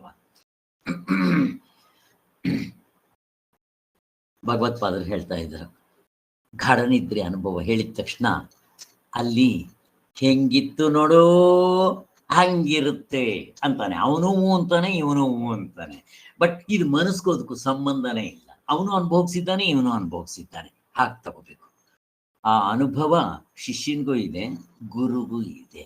ಅದಕ್ಕೆ ನಾನು ಫಾರಿನ್ನಿಂದ ಯಾವುದಾದ್ರೂ ಫ್ರೂಟ್ ತಂದ್ರೆ ಹೇಳ್ತಾ ಇದ್ನಲ್ಲ, ಅದು ನಾನು ಥಿಯರಿಟಿಕಲ್ ಆಗಿ ಏನು ಹೇಳಿದ್ರು ನೀವು ಯಾರೂ ಅದನ್ನ ಒಪ್ಪಲ್ಲ. ಟೊಮೆಟೊ ಥರ ಇದೆ, ಕಲರ್ ಕೆಂಪಿಗಿದೆ, ಅದೇ ಸೈಜ್ ಇದೆ, ಮೇಲ್ಗಡೆ ಅದೇ ಥರ ಗ್ರೀನ್ದು ಎಲೆಗಳಿದೆ, ಏನು ಬೇಕಾದ್ರೂ ಹೇಳ್ರಿ, ಅದ್ರ ರುಚಿ ಈಗ ನಾನೇನು ಮಾಡಬೇಕು? ಬಾಯಿನಿಂದ ಎಷ್ಟು ಬೇಕಾದ್ರೂ ಹೇಳ್ರಿ, ಅದ್ರ ರುಚಿ ವರ್ಣಿಸಕ್ ಬರಲ್ಲ. ಏನು ಮಾಡ್ಬೇಕು ಇವಾಗ?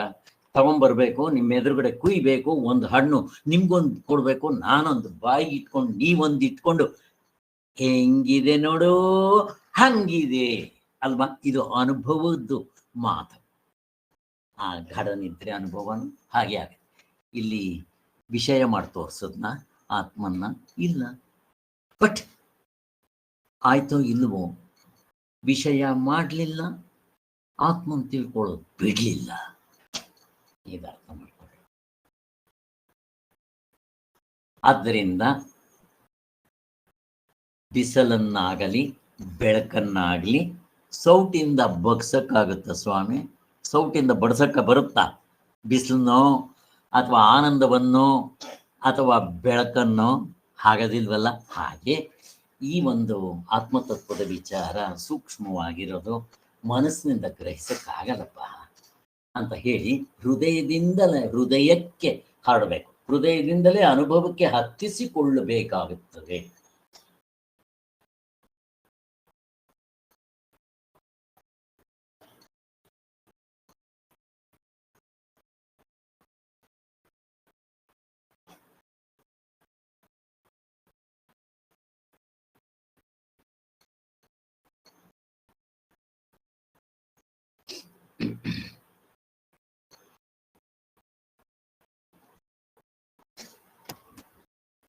ಹಾಗೆ ಸೊ ಇಲ್ಲಿ ನಾನು ದೃಷ್ಟಾಂತಗಳನ್ನ ಕೊಟ್ಟಿದ್ದೀನಿ, ಇದೇ ಸಾಕು. ಹೃದಯದಿಂದ ಹೃದಯಕ್ಕೆ ಸ್ವಾಮಿಗಳು ಇನ್ನೊಂದು ದೃಷ್ಟಾಂತ ಕೊಡ್ತಾರೆ, ನಾನು ಕೊಟ್ಟಿದ್ದು ಬೇರೆ, ಅವ್ರು ಕೊಟ್ಟಿರೋದು. ಈಗ ಒಂದು ಸಂಗೀತ ನಡೀತಾ ಇದೆ ಅಂತಂದ್ರೆ ಅವನು ಆ ಸಂಗೀತವನ್ನ ಕಲಿಯೋವನು ಅವನ ಕಿವಿ ಉಪಯೋಗಿಸ್ಬೇಕು, ಅದ್ರ ಹಿಂದೆಗಡೆ ಅಫ್ಕೋರ್ಸ್ ಮನಸ್ಸಿದೆ, ಅವನು ಕಲಿಬೇಕು. ಗುರು ಆದವನ ಹೇಳ್ತಾ ಇದ್ದಾಗ ಅವನು ಇಲ್ಲಿ ಈ ಶ್ರವಣವನ್ನು ಉಪಯೋಗಿಸ್ತಾನಿದ್ದ, ಕಿವಿಯನ್ನ. ಹಾಗೆ ಅವನು ಹೇಳುವಾಗ ನಾವು ಅದನ್ನ ಕೇಳೋವರು, ಆ ಶಿಷ್ಯರು ಕೂಡ ಈ ಕಿವಿಯನ್ನು ಉಪಯೋಗಿಸ್ಕೊಂಡು ಅದರ ಆನಂದವನ್ನ ನಾವು ಅನುಭವಿಸ್ಬೇಕಾಗತ್ತೆ. ಹಾಗೆ ಈ ಆತ್ಮನ ವಿಚಾರ ಆದ್ರೆ ಹೃದಯದಿಂದ ಹೃದಯಕ್ಕೆ, ಮನಸ್ಸಿಗೆ ಬೇಕಾಗಿಲ್ಲ, ಇಲ್ಲಿ ಹೀಗೆ ತಗೋಬೇಕಾಗುತ್ತೆ ಅಂತ ಹೇಳ್ತಾ ಇದ್ದಾರೆ. ಹೀಗೆ ಆದ್ದರಿಂದ ಹೀಗೆ ವೇದಾಂತ ವಾಕ್ಯದ ವಿಷಯವನ್ನ ಹೃದಯದಿಂದ ಹೃದಯದ ಅನುಭವವನ್ನೇ ಮತ್ತೊಬ್ಬರಿಗೆ ತಿಳಿಸ್ಬೇಕು, ಬೇರೆ ದಾರಿ ಇಲ್ಲ. ಹೃದಯದಲ್ಲಿ ತಕ್ಕ ಸಂಸ್ಕಾರ ವಿಶೇಷವನ್ನ ಪಡೆದವನೇ ತಿಳ್ಕೋಬೇಕು. ಹಾಗೆ ಇದು ಒಂದು ಸ್ವಲ್ಪ ಕಷ್ಟನೇ ಇದೆ. ಈಗ ಮೀನಮ್ಮ ಅವ್ರು ಬಂದರು, ಕಲ್ಪನಾ ಬಂದರು, ಇವರೆಲ್ಲ ಚೆನ್ನಾಗಿ ಅವಸ್ಥೆ ಹತ್ರ ಟಕ್ ಅಂತ ಹಿಡಿದುಬಿಟ್ರು. ನನ್ನ ಕ್ಲೋಸ್ ಫ್ರೆಂಡ್, ಅವನು 1 ವರ್ಷ ಏನೋ ಬಂದ, ಕೇಳ್ತಾ ಇದ್ದ ಅವನು. ಕೊನೆಗೆ ಅವನು ಅದು ಏನಲ್ಲೋ ನೀನು 3 ಹೊತ್ತು ಎಚ್ಚರ ಕನಸು ನಿದ್ದೆ ಬಿಟ್ಟು ಇನ್ನೇನು ಹೇಳಲ್ಲ, ಇನ್ನೇನು ಇಲ್ವೇ ನಿನ್ನ ಹತ್ರ ಅಂತ ಅವನನ್ನ ಹಾಗೆ ಬೈತಾ ಇದ್ದ ಅವನು. ಅವ್ನು ಹಿಡಿಯಕ್ ಬರ್ತಾ ಇಲ್ಲ, ಏನ್ ಮಾಡ್ತೀರ? ಯಾಕೆಂದ್ರೆ ನಾನು ಹೆಂಗೆ ಹೇಳ್ತಾ ಇದ್ದೀನೋ ಅದನ್ನ ಹಿಡಿಯಕ್ ಬರಲಿಲ್ಲ. ನೋಡ್ರಿ ಎಷ್ಟು ಸಂಸ್ಕಾರ ಎಲ್ಲಿದೆ. ನಾವು ಹೇಳೋದ್ ಬೇರೆ, ಹೇಳೋದ್ ಬೇಡ, ಅರ್ಥ ಮಾಡ್ಕೋಬೇಕಾದ್ರೂ ಒಂದು ಕೆಪಾಸಿಟಿ ಬೇಕಲ್ಲ. ಅದು ಹೇಳ್ದೇ ಇರಲಿ, ಅದೆಲ್ಲ ಇಂಪಾರ್ಟೆಂಟ್. ನೋಡ್ರಿ ಅವನು ಗ್ರಹಿಸಕ್ಕಾಗಲೇ ಇಲ್ಲ. ಹೀಗೆ ತುಂಬಾ ಜನ ಅವಸ್ಥಾತರ ವಿಚಾರ ಕೇಳಿದ್ರೆ ಏನೇನೋ ಉತ್ತರ ಕೊಡ್ತಾ ಇದ್ರು, ಪಾಪ ಅವ್ರಿಗೆ ಅರ್ಥ ಆಗಿಲ್ಲ. ಆ ಹೃದಯದಿಂದ ಕ್ಯಾಚ್ ಮಾಡಬಾರ್ದು, ಮನಸ್ಸಿನಿಂದ ಗ್ರಹಿಸಕ್ಕೆ ಹೋಗ್ತಾರೆ. ಕೆಲವು ಸಾರಿ ಸರಿ ಇರುತ್ತೆ, ಕೆಲವು ಸಾರಿ ತಪ್ಪಿರುತ್ತೆ. ಈಗ ನೋಡ್ರಿ, ನಿಮ್ಮನ್ನು ಏನ್ ಪ್ರಶ್ನೆ ಕೇಳಿದ್ರು ಎಚ್ಚರ ಕಾಣಿಸೋನಿದ್ದೆ ಟಕ್ ಅಂತ ಆನ್ಸರ್ ಕೊಡ್ತೀರಾ. 1000 ಜನ ಕೇಳ್ರಿ, 100 ಜನ ಕೇಳ್ರಿ, ಒಂದೇ ಉತ್ತರ. ಹೆಂಗೆ? ಇಂಟ್ಯೂಷನ್, ಟಕ್ ಅಂತ ಕೊಡ್ತೀರಾ ಆನ್ಸರ್, ಯೋಚನೆನೂ ಮಾಡ್ಬೇಕಾಗಿಲ್ಲ. ಇಮ್ಮಿಡಿಯೇಟ್ ಇನ್ಸ್ಟೆಂಟ್ ಆನ್ಸರ್, ತಪ್ಪಾಗಕ್ಕೆ ಸಾಧ್ಯನೇ ಇಲ್ಲ. ಮತ್ತೆ ಈ ತರ್ಕದಿಂದ ಜೋಡಿಸಿರೋದ್ರಿಂದ ಏನು ಉಪಯೋಗ ಇಲ್ಲ. ಕೇವಲ ಅನುಭವ ಗಮ್ಯವಾದ ವಸ್ತುವನ್ನೇ ಇದ್ದಂತೆ ತಿಳಿಸ್ತಾ ಹೋಗ್ತಾ ಇರುತ್ತೆ ಅಷ್ಟೇ. ಆದ್ದರಿಂದ ಈ ಉಪನಿಷತ್ ಗ್ರಂಥಗಳ ವಿಷಯಕ್ಕೆ, ಉಪನಿಷತ್ ಎಂದರೆ ಬ್ರಹ್ಮವಿದ್ಯೆ, ಹೀಗೆ ಇದನ್ನ ಹೇಳ್ತಾ ಬರ್ತಾರೆ ಈ ಗ್ರಂಥಗಳೆಲ್ಲ. ಅದೇ ಸರ ಸ್ವಾಮಿ, ಈಗ 100 ಉಪನಿಷತ್ತುಗಳಿದೆ, ಕೆಲವರು 100 ಉಪನಿಷತ್ತುಗಳಿದೆ. ಶಂಕರಾಚಾರ್ಯ ಸ್ವಾಮಿ 10 ಉಪನಿಷತ್ತುಗಳು ಮಾತ್ರ ಭಾಷೆ ಬರೆದಿದ್ದಾರೆ. ಅಲ್ಲಿ ನೋಡಿದ್ರೆ 106 ಉಪನಿಷತ್ತಿದೆ. ಯಾವ ಉಪನಿಷತ್ತುಗಳು? ರುದ್ರಾಕ್ಷಿ ಉಪನಿಷತ್ತು, ಭಸ್ಮ ಉಪನಿಷತ್ತು, ಶಿವೋಪನಿಷತ್ತು. ಈ ಮುಸ್ಲಿಮ್ಸ್ ಬಂದ್ರಂತೆ, ಅರ್ರೆ ನಾವೇನ್ ಕಡಿಮೆ ಅಂತ ಹೇಳಿ ಅವರು ಅಲ್ಲೋಪನಿಷತ್ ಅಂತ ಬರೋದ್ರಂತೆ. ಹೆಂಗಿದೆ ನೋಡ್ರಿ, ಅಲ್ಲೋಪನಿಷತ್. ಅವ್ರ ಅಪ್ಪಂದೇನು ಹೋಗ್ಬೇಕು, ಅವರು ಒಂದು ಉಪನಿಷತ್ ಬರೆದು ಹಾಕ್ಬಿಟ್ರ. ಅಲ್ಲಿ ಯಂತ್ರ ಮಂತ್ರ ತಂತ್ರಗಳ ಉಪನಿಷತ್ತು, ಗೋಪಿ ಚಂದ್ರನ ಉಪನಿಷತ್ತು, ಈ ವಿಭೂತಿ ಇಡ್ತೀವಲ್ಲ ಅದ್ರ ಬಗ್ಗೆ ಉಪನಿಷತ್ತು. ಯಾನ್ ಬೇಕಾದ್ರೆ ಹೇಳ್ರಿ. ಲಿಂಗಾಯತರು ಬಂದ್ರು ವಿಭೂತಿ ಉಪನಿಷತ್ ಅಂದ್ರು, ಲಿಂಗೋಪನಿಷತ್ತು ಅಂದ್ರು. ಇವ್ರು ಬಂದ್ರು ಮುಸ್ಲಿಮ್ಸ್ ಹೇಳಿದ್ರು ಅಲ್ಲೋಪನಿಷತ್, ಅವ್ರು ಬಂದ್ರು ಜೀಸಸ್ ಉಪನಿಷತ್ ಅಂತ ಬರೆದ್ರು. ಏನ್ ಬೇಕಾದ್ರೂ ಬರಿಬಹುದು. ಸನ್ಯಾಸ ಉಪನಿಷತ್ತು, ಯೋಗ ಉಪನಿಷತ್ತು, ಹಿಂಗೆ 106 ಉಪನಿಷತ್ತುಗಳಿದೆ. ಅದಕ್ಕೆ ಶಂಕರಾಚಾರ್ಯರು ಇಂಪಾರ್ಟೆಂಟ್ 10 ಉಪನಿಷತ್ತುಗಳು ಭಾಷೆ ಬರೆದಿದ್ದಾರೆ. ನೀವು 10 ಓದಿದ್ರೆ ಸಾಕು. ಈ ಥರ ಇಷ್ಟೆಲ್ಲ ಉಪನಿಷತ್ತುಗಳು ಓದಿ ಏನ್ ಮಾಡ್ಬೇಕು? ಅದಕ್ಕೋಸ್ಕರನೇ ಮಾಂಡಿಕ್ಯ ಉಪನಿಷತ್ತು ಏವ ಮುಕ್ತರಾಗೋದಕ್ಕೆ ಒಂದೇ ಉಪನಿಷತ್ ಸಾಕಂತೆ. ಎಷ್ಟು ಚೆನ್ನಾಗಿದೆ ನೋಡ್ರಿ. ಹಾಗೆ ಶಂಕರಾಚಾರ್ಯರು ಅಂಗೀಕರಿಸುವ ಶ್ರುತಿ ಪ್ರಸ್ಥಾನವನ್ನೆಲ್ಲ ಸೇರಿಸಿರೋದಿಲ್ಲ, ಇಂಥವೆಲ್ಲ ಇಟ್ಕೊಂಡು ಹೋಗಲ್ಲ ಅವರು. ಆದ್ದರಿಂದ ಆಚಾರ್ಯರು ಭಾಷ್ಯವನ್ನ ಬರೆದಿರುವ ಪ್ರಸಿದ್ಧವಾದ 10 ಉಪನಿಷತ್ತುಗಳು, ಇನ್ನೊಂದೆರಡು ಉಪನಿಷತ್ತುಗಳನ್ನ ಕೋಟ್ ಮಾಡ್ತಾರೆ. 10 ಉಪನಿಷತ್ತುಗಳು ಯಾವುದು ಅಂತ ನಿಮಗೆಲ್ಲ ಗೊತ್ತಿದೆ, ಅದನ್ನು ನಾನೇನು ಹೇಳಬೇಕಾಗಿಲ್ಲ. ಆದ್ದರಿಂದ ಇನ್ನು 2 ಉಪನಿಷತ್ತುಗಳು ಮಹಾನಾರಾಯಣ ಉಪನಿಷತ್ನಲ್ಲೂ ಕೋಟ್ ಮಾಡಿದ್ದಾರೆ, ಅದರಿಂದ ಅಲ್ಲೂ ನಾವು ಅಕ್ಸೆಪ್ಟ್ ಮಾಡ್ಕೋಬಹುದು ಅಂತ ಬರುತ್ತೆ. ಅದಕ್ಕೋಸ್ಕರ ಇದಕ್ಕೆ ಶ್ರುತಿ ಪ್ರಸ್ಥಾನ. ಶ್ರುತಿ ಅಂತಂದ್ರೆ ವೇದಗಳು, ಪ್ರಸ್ಥಾನ ಅನ್ನೋ ಅರ್ಥ ಬರುತ್ತೆ. ಹೀಗೆ ಉಪನಿಷತ್ತುಗಳಲ್ಲಿ ಪರಮಾರ್ಥ ತತ್ವವನ್ನ ಬ್ರಹ್ಮವೆಂದು ಕರೆದಿರುತ್ತೆ. ಬ್ರಹ್ಮವು ನಮ್ಮಲ್ಲಿ ಪ್ರತಿಯೊಬ್ಬರಿಗೂ ಆತ್ಮನೇ ಆಗಿರೋದ್ರಿಂದ ಆ ಬ್ರಹ್ಮವೇ ಇದೆಲ್ಲವೂ ಆಗಿರುತ್ತದೆ ಎಂಬುದು ಉಪನಿಷತ್ತುಗಳ ಉದ್ದೇಶ.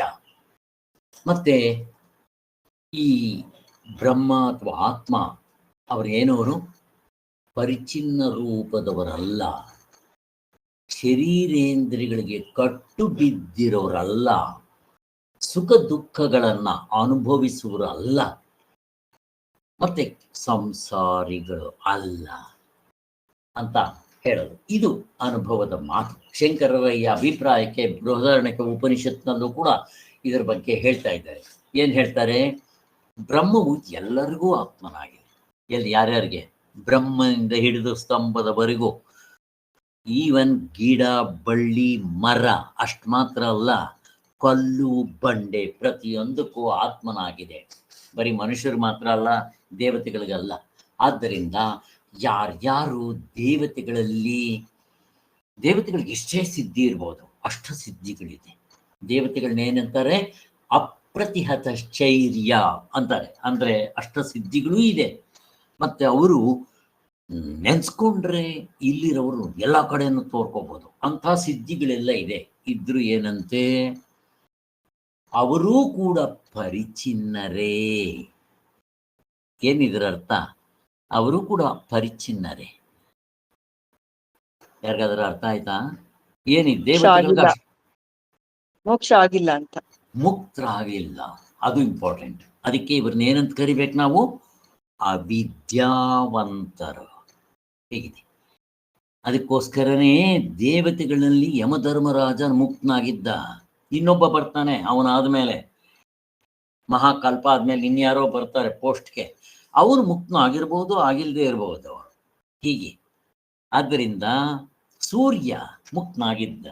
ಅಹಂ ಸೂರ್ಯ ಅಂತಾನಲ್ಲ, ಇವನು ಕೂಡ ಕೃಷ್ಣ ಭಗವಂತ ಹೇಳಿಲ್ವಾ, ನಾನು ಹಿಂದೆ ಇದಕ್ಕೆ ವಿವಶ್ವಂತನಿಗೆ ಹೇಳಿದ್ದೆ, ಸೂರ್ಯನಿಗೆ ಹೇಳಿದ್ದೆ, ಸೂರ್ಯ ತನ್ನ ಮಗನಾದ ಮನುವಿಗೆ ಹೇಳಿದ್ದೆ, ಮನು ತನ್ನ ಮಗನಾದ ಇಕ್ಷಾವಕುವಿಗೆ ಹೇಳಿದ್ದೆ ಅಂತ ಈ ಪರಂಪರೆ ಹೇಳ್ತಾರಲ್ಲ. ಹಾಗೆ ಅಲ್ಲಿಗೆ ಇವನು ಈ ತರ ತಿಳ್ಕೊಂಡ್ರೆ ಮುಕ್ತರಾಗ್ತಾರೆ, ಇಲ್ದ್ರೆ ಯಾರೂ ಆಗೋದಿಲ್ಲ. ಬಟ್ ಅವನಿಗೆ ಎಷ್ಟೇ ಸಿದ್ಧಿ ಪದ್ಧಿ ಏನ್ ಬೇಕಾದ್ರೂ ಇರ್ಬೋದು. ದೇವತೆಗಳು ಬಿಡ್ರಿ, ಇನ್ನ ಋಷಿಗಳು ಎಲ್ರಿಗೂ ಮುಕ್ತರಾಗ್ಬಿಟ್ಟಿರ್ತಾರ? ಏನಾಗಿರಲ್ಲ. ಅದಕ್ಕೆ ಹೇಳೋದು, ದೇವತೆಗಳು, ಯಕ್ಷ, ಗಂಧರ್ವರು, ಋಷಿಗಳು, ರಾಕ್ಷಸರು, ಮನುಷ್ಯರು ಯಾರು ಬೇಕಾದ್ರಾಗಿ ಮುಕ್ತರಾಗಿರ್ಬೇಕು ಸಾಧನೆ ಮಾಡಿ. ಇಲ್ದಿದ್ರೆ ಯಾಕೆ ಹುಟ್ಟು ಬರ್ತಾನವನು? ಏನೋ ಸಾಲ ತೀರ್ಸಕ್ ಬಂದಿರೋದವನು ಹುಟ್ಟಿದ್ದಾನೆ ಅಂತಂದ್ರೆ ಮುಕ್ತನಾಗಿಲ್ಲ. ಆದ್ರೆ ಅವತಾರ ಪುರುಷರ ಕಥೆ ಬೇರೆ. ಅವ್ರು ಬಂದಿರೋದು ಯಾಕೆ? ಹುಟ್ಟು ಅವ್ರ ಕೈನಲ್ಲಿರುತ್ತೆ. ಬೇಕಾದ್ರೆ ಹುಟ್ಟಬಹುದು, ಬೇಡದೇ ಇದ್ರೆ ಸುಮ್ಮನೆ ಇರ್ಬೋದು. ಅವರು ಉದ್ಧಾರ ಮಾಡೋದಕ್ಕೋಸ್ಕರ ಬರ್ತಾರೆ, ಧರ್ಮ ಸ್ಥಾಪನಾ ಅದಕ್ಕೋಸ್ಕರ ಬರ್ತಾರೆ. ಹೀಗೆ ಋಷಿಗಳಲ್ಲೂ ಕೂಡ ಯಾರ್ಯಾರು ಈ ವೇದವನ್ನು ಅಧ್ಯಯನ ಮಾಡಿ ಆ ಅಂತಃಕರಣಕ್ಕೆ ಓದ್ಕೊಂಡು ಆ ತತ್ವವನ್ನು ತಿಳ್ಕೊಂತಾರ, ಅವ್ರು ಮಾತ್ರ ಮುಕ್ತರು. ಮತ್ತೆ ಈ ಋಷಿಗಳು ನೋಡ್ರಿ, ಅವ್ರಿಗೆ ಈ ತತ್ವ ಹೊಳ್ದಿರ್ಬಹುದು, ಬಟ್ ಅವರೆಲ್ಲರೂ ಮುಕ್ತರು ಅಂತ ಹೇಳಲ್ಲ. ಈಗ ಚೆನ್ನಾಗಿದೆ ನೋಡ್ರಿ, ಅರ್ಥ ಮಾಡ್ಕೊಳ್ರಿ, ಇಲ್ಲಿ ಇಂಪಾರ್ಟೆಂಟ್ ಇದೆ. ಋಷಿಗಳೇ ಇವನ್ನ ತಿಳಿಸಿರ್ಬೋದು, ಬಟ್ ಅವ್ರು ಮುಕ್ತರು ಆಗಿರ್ಬೇಕು ಅಂತ ಏನಿಲ್ಲ. ಮತ್ತು ಅವರು ಸಾಧನೆ ಮಾಡಿ ಮುಕ್ತರಾಗ್ಬೇಕು. ಅರ್ಥ ಆಯ್ತಾ? ಅದನ್ನು ಹೇಳ್ತಾ ಇದ್ದಾರೆ. ಋಷಿಗಳಲ್ಲಿ ಯಾರ್ಯಾರಿಗೆ ಈ ವೇದಾಂತ ಜ್ಞಾನವು ಉಂಟಾಯ್ತೋ ಅವರಿಗೆ ಸರ್ವಾತ್ಮ ಭಾವ ಉಂಟಾಗಿರುತ್ತದೆ. ದೇವತೆಗಳನ್ನ ಆರಾಧಿಸಿ ಸುಖವನ್ನು ಪಡೆಯುವ ಉಪಾಯವನ್ನು ಕಂಡು ಹಿಡಿದಿರುವ ಋಷಿಗಳು, ಅವರೂ ಕರ್ಮ, ಉಪಾಸನೆ ಮುಂತಾದ ತತ್ವಗಳನ್ನು ತಮ್ಮ ತಪಪ್ರದಾನದಿಂದ ಕಂಡು ಹಿಡಿದಿದ್ದರು. ಅನೇಕ ಸಿದ್ಧಿಗಳನ್ನು ಪಡೆದುಕೊಂಡಿದ್ರು. ಆದರೇನೋ ಅವರೂ ಕೂಡ ಪರಿಚಿನ್ನರು. ನೋಡ್ರಿ, ಅವರು ಸಾಧನೆ ಮಾಡಿ ಮುಕ್ತರಾಗಬೇಕು. ಹೇಗಿದೆ? ವಿಶ್ವಾಮಿತ್ರ ಅವನು ಸಾಧನೆ ಮಾಡಿ ಮುಕ್ತನಾಗ್ಬೇಕಾಯ್ತು. ಹಾಗೆ ಇನ್ನ ಋಷಿಗಳಿಗೆ ಯಾರ್ಯಾರಿಗೆ ಜ್ಞಾನ ಆಯ್ತೋ ಅವರಿಗೆಲ್ಲ ಮುಕ್ತರು. ಇನ್ನು ಮನುಷ್ಯರಿಗೆ ಇಲ್ಲಿ ಒಂದು ಪ್ರಶ್ನೆ ಬರುತ್ತೆ, ಅಲ್ಲ ಸ್ವಾಮಿ, ಅಂತಂಥ ದೇವತೆಗಳು ಅಂತಂಥ ಮನುಷ್ಯರು ಹಾಗೆಲ್ಲ ಇದ್ದುಕೊಂಡು ಅವ್ರಿಗೆ ಸಿಗ್ಲಿಲ್ಲ ಅಂದ್ರೆ ನನ್ನಂತ ಉಳುಮಾನವ ಏನ್ ಮಾಡ್ತಾನೆ ಸ್ವಾಮಿ ಅಂತಾರೆ. ಹಾಗೇನಿಲ್ಲ, ನೀನು ಕೂಡ ಅಂತಃಕರಣವನ್ನ ಅಂತಕ್ಕೆ ತಗೊಂಡು ಹೋಗುವ ಸಾಧನೆಗಳನ್ನ ಮಾಡು, ನೀನು ಮುಕ್ತನಾಗ್ತೀಯ. ಯಾಕೆ? ಹೆಂಗೆ? ಪ್ರತಿಯೊಬ್ಬರಿಗೂ ಆ ಪರಮಾತ್ಮನೇ ಆತ್ಮನಾಗಿದ್ದಾನೆ. ಅದಕ್ಕೆ ಎಲ್ರಿಗೂ ತಿಳ್ಕೊಳ್ಳೋ ಹಕ್ಕಿದೆ. ಎಲ್ಲರೂ ತಪ್ಪಾಗಿ ತಿಳ್ಕೊಂತಾರೆ, ಮುಗ್ದೋಯ್ತು. ಹಾಗೆ ಆದ್ದರಿಂದ ಅವರಿಗೆ ಪರಿಚಯ ಬುದ್ಧಿ ಇರುವುದು ಸ್ವಾಭಾವಿಕ ಆಗಿರುತ್ತೆ. ಆದರೂ ಅವರಲ್ಲೂ ಕೂಡ ಯಾರ್ಯಾರಿಗೆ ಬ್ರಹ್ಮಾತ್ಮ ಜ್ಞಾನ ಉಂಟಾಯ್ತು ಅವರೆಲ್ಲ ದೊರೀತು. ನಮ್ಗೆ ಇದು ವಾಮದೇವ ಎಂಬ ಋಷಿ ವಿಚಾರ ಹೇಳ್ತಾ ಇದ್ದಾರೆ ಇಲ್ಲಿ. ಋಷಿಗೂ ಕೂಡ ಆಯ್ತಲ್ಲ, ಅದಕ್ಕೆ ಅವನು ಅಹಂ ಮನುಹು ಅಹಂ ಸೂರ್ಯ ಅಂತ ಅವನು ಹೇಳ್ಕೊಂಡ. ನಾನೇ ಮನು, ನಾನೇ ಸೂರ್ಯ. ಇವನು ವಾಮದೇವ ಅನ್ನವನು ತಾಯಿಯ ಗರ್ಭದಲ್ಲಿ ಹುಟ್ಟಬೇಕಾಯ್ತು. ಅಲ್ಲಿ ಹುಟ್ಟಿ ಅವನು ಕಂಡ್ಕೊಂತಾನೆ ಅಂತ ಹೇಳ್ತಾರೆ. ಆ ಒಂದು ಜನ್ಮದಲ್ಲಿ ಹುಟ್ಟಬೇಕಾಯ್ತು, ತಾಯಿಯ ಗರ್ಭದಲ್ಲಿ ಇನ್ನೂ ಹೊರಗಡೆಗೆ ಬಂದಿಲ್ಲ. ಅವನಿಗೆ ಆವಾಗಲೇ ಗೊತ್ತಾಗೋಯ್ತಂತೆ, ಮುಕ್ತನಾಗ್ಬಿಟ್ಟ. ಅವನಿಗೆ ದೇವರು ಮನಸ್ಸು ಮಾಡಿದ್ರೆ ಯಾರಿಗೆ ಬೇಕಾದರೂ ಎಲ್ಲಿ ಬೇಕಾದರೂ ಮುಕ್ತಿಯನ್ನು ಕೊಡ್ಬೋದು. ಅದಕ್ಕೆ ನಾವು ಹೇ ಭಗವಂತ, ಅಲ್ಲಿ ಯಜಮಾನ್ರೇ ಅಂತ ಕರಿಬೇಕು.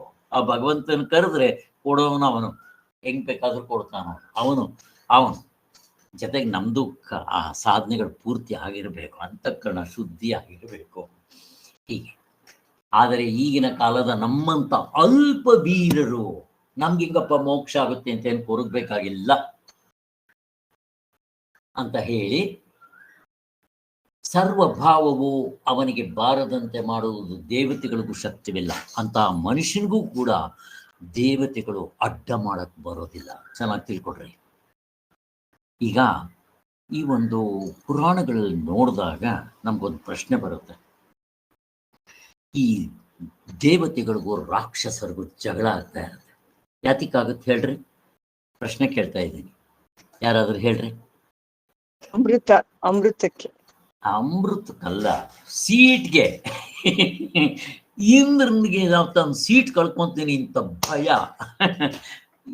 ಈ ಪೊಲಿಟಿಕಲ್ ಲೀಡರು ನನ್ನ ಸೀಟ್ ಹೋಯ್ತು ಅಂತ ಅಳಲ್ವ, ಹಂಗೆ ಇಂದ್ರನಿಗೂ ಭಯ ಇದೆ ನೋಡ್ರಿ. ಭಯ ಇದ್ರೆ ಇವನೆಂತ ಮುಕ್ತನೋ? ಹೇಗಿದೆ? ಅವನಿಗೂ ನಿದ್ದೆ ಬರೋದಿಲ್ಲ. ಅಯ್ಯೋ ರಾಕ್ಷಸರು ಬರ್ತಾರಲ್ಲ, ಏನ್ ಮಾಡ್ಬೇಕು ಅಂತ. ಅವನು ಎಷ್ಟೇ ಮನಸ್ಸು ಶುದ್ಧಿ ಇರಲಿ, 100 ಅಶ್ವಮೇಧ ಯಾಗಗಳನ್ನ ಮಾಡಿ ಆ ಪದವಿನ ಸಿಕ್ಕಿರ್ಲಿ, ಏನು ಕೊನೆಗೆ ಅವನು ಬೇಕಾದಷ್ಟು ಸಿದ್ಧಿಗಳಿದೆ, ಪದ್ಧಿಗಳಿದೆ, ಇಟ್ಕೊಂಡು ಏನ್ ಮಾಡ್ಬೇಕು? ಅದಕ್ಕೆ ನಮಗ್ ಸಿದ್ಧಿಗಳಿಗೆ ನಾವು ಮರಳು ಹೋಗ್ಬಾರ್ದು. ಸಿದ್ಧಿ ಬಿಸಾಕ್ರಿ ಆ ಕಡೆ. ಆದ್ದರಿಂದ ಇಲ್ಲಿ ಯಾಕೆ ಅಂದ್ರೆ ಅವ್ರಿಗೆ ರಾಕ್ಷಸರು ಬಂದು ಆಕ್ಯುಪೈ ಮಾಡ್ಕೊಂಡ್ಬಿಡ್ತಾರೆ ಅಂತ ಭಯ. ಈಗ ನಾನು ಮನುಷ್ಯನಾದವನು, ನನಗೆ ಮೋಕ್ಷ ಬೇಕು ಅಂತ ಮಾಡಿದಾಗ ಇಂದ್ರಿಯಗಳಿಗೆ ಏನ್ ಭಯ? ಇಂದ್ರಿಯರಿಗೆ, ದೇವತೆಗಳಿಗಾಗ್ಲಿ ಇಂದ್ರನ್ಗಾಗ್ಲಿ ಭಯ ಇಲ್ವಂತೆ. ಯಾಕೆ ಹೇಳ್ರಿ? ನಾನೇನು ಪದವಿ ಬೇಕು ಅಂತ ಏನ್ ಕೇಳ್ಕೊಂತ ಇಲ್ಲ. ನಿಮ್ಮ ಅಪ್ಪನಿಗಿಂತ ನಿನ್ಗೆ ದೊಡ್ಡದಾಗಿ ಇರೋ ಪದವಿ ಬೇಕು ಅಂತ ನಾನು ಕೇಳ್ತಾ ಇದ್ದೀನಿ. ಅಲ್ಲಿಗೇನಾಯ್ತು? ನಿನಗೆ ಯಾರ ಆತ್ಮನೋ ನನಗೂ ಅವನೇ ಆತ್ಮನ್ ತಿಳ್ಕೊಳಕ್ ಹೋಗ್ತಾ ಇದ್ದೀನಿ. ಅವಾಗ ಅವನು ಆ ಇಂದ್ರನಿಗೆ, ದೇವತೆಗಳಿಗೆ ನಮ್ಮಂತವ್ರನ್ನ ಕಂಡ್ರೆ ಖುಷಿ. ಯಾಕೆ? ಎಲ್ಲಿ ಆತ್ಮನ್ ಕಂಡವರು ಒಬ್ರಿದ್ರಲ್ಲಿ ಮಳೆ ಬೆಳೆ ಸುಖ ಶಾಂತಿ ಸಮೃದ್ಧಿ ತಾಂಡವಾಡ್ತಾ ಇರುತ್ತೆ. ನನಗೆ ಅಗ್ನಿಕಾರ್ಯಗಳು ತುಂಬಾ ಜನ ಮಾಡೋರು ಸಿಗ್ತಾರೆ, ಅದಕ್ಕೆ ಅವನು ಖುಷಿ. ಅದಕ್ಕೆ ನಮ್ಗೆ ಆಶೀರ್ವಾದ ಮಾಡ್ತಾರೆ. ಹೆಂಗಿದೆ ನೋಡ್ರಿ? ರಾಕ್ಷಸರಾದ್ರೆ ಅವ್ರು ಸೀಟ್ ಬರ್ತಾರೆ, ನಮ್ಗೆ ಸೀಟ್ ಬೇಕೇನೋ?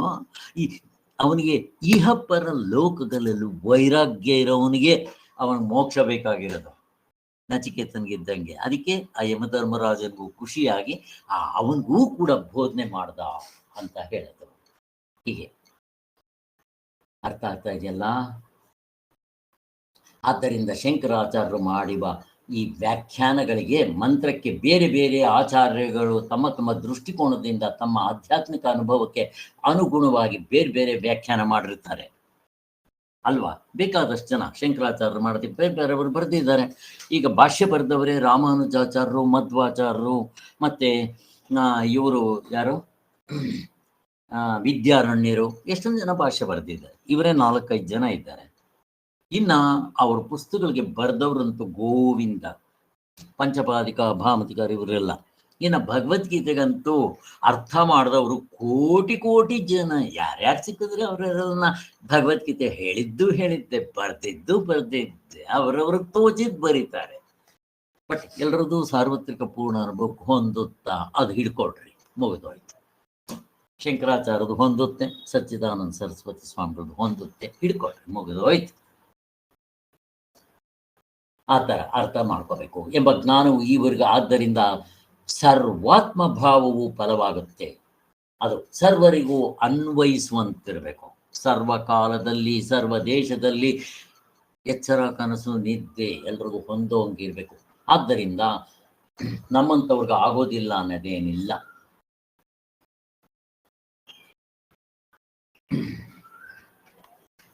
ಇನ್ನ ಇಲ್ಲಿವರೆಗೂ ನಾವು ಉಪನಿಷತ್ತುಗಳ ವಿಚಾರ ಹೇಳಿದ್ದ.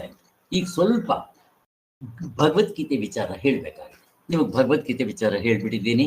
ವಿವೇಕಾನಂದರು ಹೇಳಿದ್ದು ನೆನೆಸ್ಕೊಳ್ರಿ. ಇದಕ್ಕೆ ಗೀತಾ ಪ್ರಸ್ಥಾನ ಅಂತಾರೆ. ಇದು ಉಪನಿಷತ್ತಿನ ಸಿದ್ಧಾಂತ ಪ್ರಸ್ಥಾನ ಅಂತ ಕರೀತಾರೆ. ಇದನ್ನ ಗೀತಾ ಪ್ರಸ್ಥಾನ, ಅದಕ್ಕೆ ಇನ್ನೂ ಒಂದು ಹೆಸರಿದೆ, ಸಾಧನ ಪ್ರಸ್ಥಾನ ಅಂತ ಕರೀತಾರೆ. ಇದು ಇಂಪಾರ್ಟೆಂಟ್. ನಮಗೆ ಸಾಧನಗಳು ಬೇಕು ಅಂದ್ರೆ ಭಗವದ್ಗೀತೆ ತತ್ವನೂ ಇದೆ. ಅದಕ್ಕೋಸ್ಕರನೇ ಇದನ್ನ ಪಂಚಮ ವೇದ ಅಂತ ಕರೆಯೋದು. ವಿವೇಕಾನಂದರು ಎಲ್ಲ ಉಪನಿಷತ್ತುಗಳನ್ನ ಹಾರ ಕಟ್ಟಿ ಅವೆಲ್ಲ ಹೇಳಿದ್ದಾಯ್ತು. ಇಲ್ಲಿ ಒಂದು ಬೆನಿಫಿಟ್ ಏನಪ್ಪಾ ಅಂತಂದ್ರೆ, ಅದು ಎಲ್ಲ ಉಪನಿಷತ್ತುಗಳು, ವೇದಗಳು ಎಲ್ಲ ತಿಳ್ಕೊಳ್ಳೋ ಬದಲು ಆ ಉಪನಿಷತ್ತುಗಳ ಸಾರವನ್ನ ಭಗವದ್ಗೀತೆಯಲ್ಲಿ ಇಟ್ಟಿದ್ದಾರೆ. ಅದು ಬರೀ 700 ಶ್ಲೋಕಗಳು, 18 ಅಧ್ಯಾಯಗಳೇ. ಇದು ಒಂದು ಓದ್ಬಿಟ್ರೆ ಸಾಕು ನಿಮ್ಗೆ ಪಂಚಮ ವೇದ. ಇದರಲ್ಲಿ ಕೃಷ್ಣ ಭಗವಂತ ಪ್ರವೃತ್ತಿ ಧರ್ಮ, ನಿವೃತ್ತಿ ಧರ್ಮ ಅಂತ 2 ಧರ್ಮಗಳನ್ನ ಹೇಳಿದ್ದಾನೆ. ಇಲ್ಲಿ ಪ್ರವೃತ್ತಿ ಧರ್ಮ ಅಂತಂದ್ರೆ ಸ್ವೇಚ್ಛಾ ಪ್ರವೃತ್ತಿ ಅಲ್ಲ ಸ್ವಾಮಿ. ಮತ್ತೇನೋ ಪ್ರವೃತ್ತಿ ಧರ್ಮ ಅಂದ್ರೆ ಕರ್ಮಕಾಂಡ, ಉಪಾಸನ ಕಾಂಡ. ನಿವೃತ್ತಿ ಧರ್ಮ ಅಂದ್ರೆ ಜ್ಞಾನಕಾಂಡ, ಮೋಕ್ಷಕ್ಕೆ ಹೋಗೋರು. ಹೆಂಗ್ ತಗೊಂಡ್ಬರ್ತಾರೆ ನೋಡಿ, 8ನೇ ಅಧ್ಯಾಯದಲ್ಲಿ ಇದ್ರ ಬಗ್ಗೆ ನಿಮ್ಗೆ ಕ್ಲಿಯರ್ ಆಗುತ್ತೆ. ಇನ್ನೂ ಮಾಡೋಣ. ಈಗ ಈ ರೀತಿ ಅರ್ಥ ಮಾಡ್ಕೋಬೇಕು.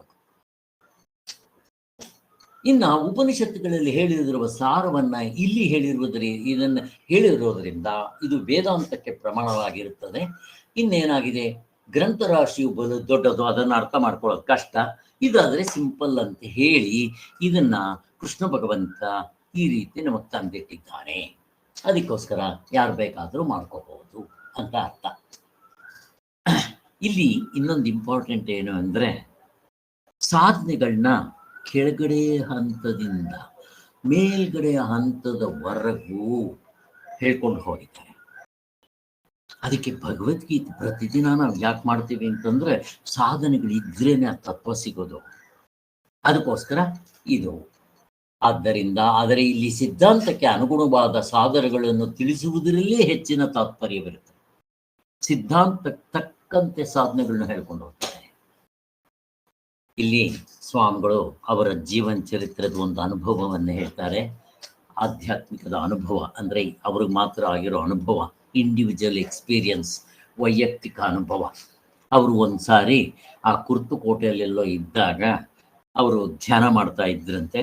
ಕಣ್ಣು ಮುಚ್ಚಿ ಬೆಳಿಗ್ಗೆ ಹೊತ್ತಿದ್ದು ಕೂತ್ಕೊಂಡು ಧ್ಯಾನ ಮಾಡ್ತಾ ಇದ್ದಾಗ ಒಂದು ಸಾರಿ ಆ ಜ್ಯೋತಿ ಹೃದಯದಿಂದ ಹಿಡಿದು ಮೇಲಕ್ಕೆ ಬಂದು ದೇಹವನ್ನೆಲ್ಲ ವ್ಯಾಪಿಸ್ದಂಗಾಯ್ತಂತೆ. ಕೊನೆಗೆ ಅವ್ರಿಗೆ ಮೈ ಮೇಲೆ ಪ್ರಜ್ಞೆನೇ ತಪ್ಪೋಯ್ತಂತೆ. ಕೊನೆಗೇನಾಯ್ತು, ಇದು ಏನು ಈ ಥರ ಅನುಭವ ಆಯ್ತಲ್ಲ ಅಂತ ಅಂದ್ಕೊಂಡು ಕೊನೆಗೆ ಯಾರೋ ಯೋಗಿಗಳ ಮನೆಯಲ್ಲೇ ಹುಟ್ಟಿದವ್ರನ್ನ ಈ ರೀತಿ ಕೇಳಿದ್ದಕ್ಕೆ ಇದು ಯೋಗಿಕ ಅನುಭವ, ಹಿಂಗಾಗುತ್ತೆ ಅಂದರಂತೆ. ಇದು ವೈಯಕ್ತಿಕ ಅನುಭವ, ಇದು ಅವರವ್ರಿಗಾಗೋ ಅನುಭವ. ಆದ್ದರಿಂದ ಇವುಗಳನ್ನ ಇಟ್ಕೊಂಡು ಪರಮಾರ್ಥ ಚಿಂತನೆ ಮಾಡಕ್ಕೆ ಹೋಗ್ಬಾರ್ದು. ಅದಕ್ಕೆ ಈ ಸಮಾಧಿಗಳು, ಸಿದ್ಧಿಗಳು, ಪದ್ಯಗಳು, ನನಗೂ ಅಷ್ಟೇ ಓಂಕಾರ ಮಾಡ್ತಾ ಇದ್ದಾಗ ನಾನು ರೂಮಿಗೆ ಬಂದರೆ ಸಾಕು, ಆ ಓಂ ಅನ್ನೋ ಜಪ ನನ್ನ ಕಿವಿ ಕೇಳೋಂಗಾಗ್ತಾ ಇತ್ತು. ಇಲ್ಲಿ ಮನೆಗೆ ಬಂದರೆ ಸಾಕಂಗೆ ಆಗ್ತಾ ಇತ್ತು. ಆದ್ದರಿಂದ ಇವೆಲ್ಲ ನಮ್ಮ ಅನುಭವಗಳು. ಎಷ್ಟೋ ಸಾರಿ ನಮಗೂ ಪ್ರಜ್ಞೆ ಇಲ್ದಂಗಂಥ ಸ್ಥಿತಿಗಳು ಬಂದಿತ್ತು. ಅಯ್ಯೋ ನಿದ್ದೆಗೆ ಹೋಗಿದ್ವಾ ಅಂದ್ರೆ ನಿದ್ದೆ ಇಲ್ಲ, ಮತ್ತಿನ್ನೇನು ಅಂದ್ರೆ ಅಲ್ಲಿ ಇನ್ನೇನಂತ ನಮ್ಗೇನು ಸಿಕ್ಕಿಲ್ಲ. ಬಟ್ ಅಷ್ಟೊತ್ತು ಮೈ ಮೇಲೆ ಪ್ರಜ್ಞೆ ಇರಲಿಲ್ಲ. ನಿದ್ದೆ ಅಂತೂ ಅಲ್ಲ. ನಿದ್ದೆ ಆದರೆ ಏನಾಗಬೇಕು, ಝಟ್ಕಿ ಹೊಡಿತಿರ್ತಾರೆ, ಹೊಡೆದಿಲ್ಲ. ಹೀಗೆ ನಾವು ವಿಚಾರ ಮಾಡಿದಾಗ ಈ ವೈಯಕ್ತಿಕ ಅನುಭವಗಳು ಬೇಕಾದಷ್ಟು ಆಗ್ತಾ ಇರುತ್ತೆ. ಇವುಗಳಿಗೆ ಅಷ್ಟು ಇಂಪಾರ್ಟೆನ್ಸ್ ಕೊಡಬಾರ್ದು ಅನ್ನೋದಕ್ಕೋಸ್ಕರ ಮತ್ತೇನು ಮಾಡಬೇಕು, ಸಾರ್ವತ್ರಿಕ ಪೂರ್ಣ ಅನುಭವ, ಅನ್ನೋದು ಸ್ವಾಮಿಗಳು ಕೂಡ ಇಲ್ಲಿ ಹೇಳ್ತಾ ಇದ್ದಾರೆ. ಆದ್ದರಿಂದ ಇಲ್ಲಿ ವೇದದಲ್ಲಿ ಹೇಳಿರೋದು ಕರ್ಮಕಾಂಡ, ಉಪಾಸನ ಕಾಂಡ, ಜ್ಞಾನಕಾಂಡ ಇವುಗಳನ್ನೆಲ್ಲ ಹೇಳಿದೆ. ಈ ಕರ್ಮಕಾಂಡ ಉಪಾಸನ ಕಾಂಡದಲ್ಲಿ ನಂಬ್ಕೋಬೇಕು, ಶ್ರದ್ಧೆ ಭಕ್ತಿ, ಜ್ಞಾನಕಾಂಡ ಕೂಡ ಒಪ್ಕೋಬೇಕು. ಬಟ್ ಇದು ಸಾರ್ವತ್ರಿಕ ಪೂರ್ಣ ಅನುಭವದಿಂದ ನೋಡ್ಕೊಳ್ಳೋದ್ರಿಂದ ಇದಕ್ಕೂ ಕೂಡ ಅದು ಆಧಾರ ಸಿಕ್ಬಿಡ್ತವೆ ಅನ್ನೋದು ನಿಮ್ಗೆ ಆವಾಗಲೇ ಹೇಳಿದ್ದೆ. ಆದ್ರಿಂದ ಈ ಭಗವದ್ಗೀತೆಯಲ್ಲಿ ಇನ್ನೊಂದು ಸ್ಪೆಷಾಲಿಟಿ ಏನಪ್ಪಾ ಅಂತಂದ್ರೆ, ಇಲ್ಲಿ ದರ್ಶನಕಾರದ್ದು ಕೂಡ ಹೇಳ್ತಾರೆ. ಅವ್ರನ್ನೂ ಕೂಡ ಎಷ್ಟು ಬೇಕೋ ಅಷ್ಟು ತಗೊಂತಾರೆ.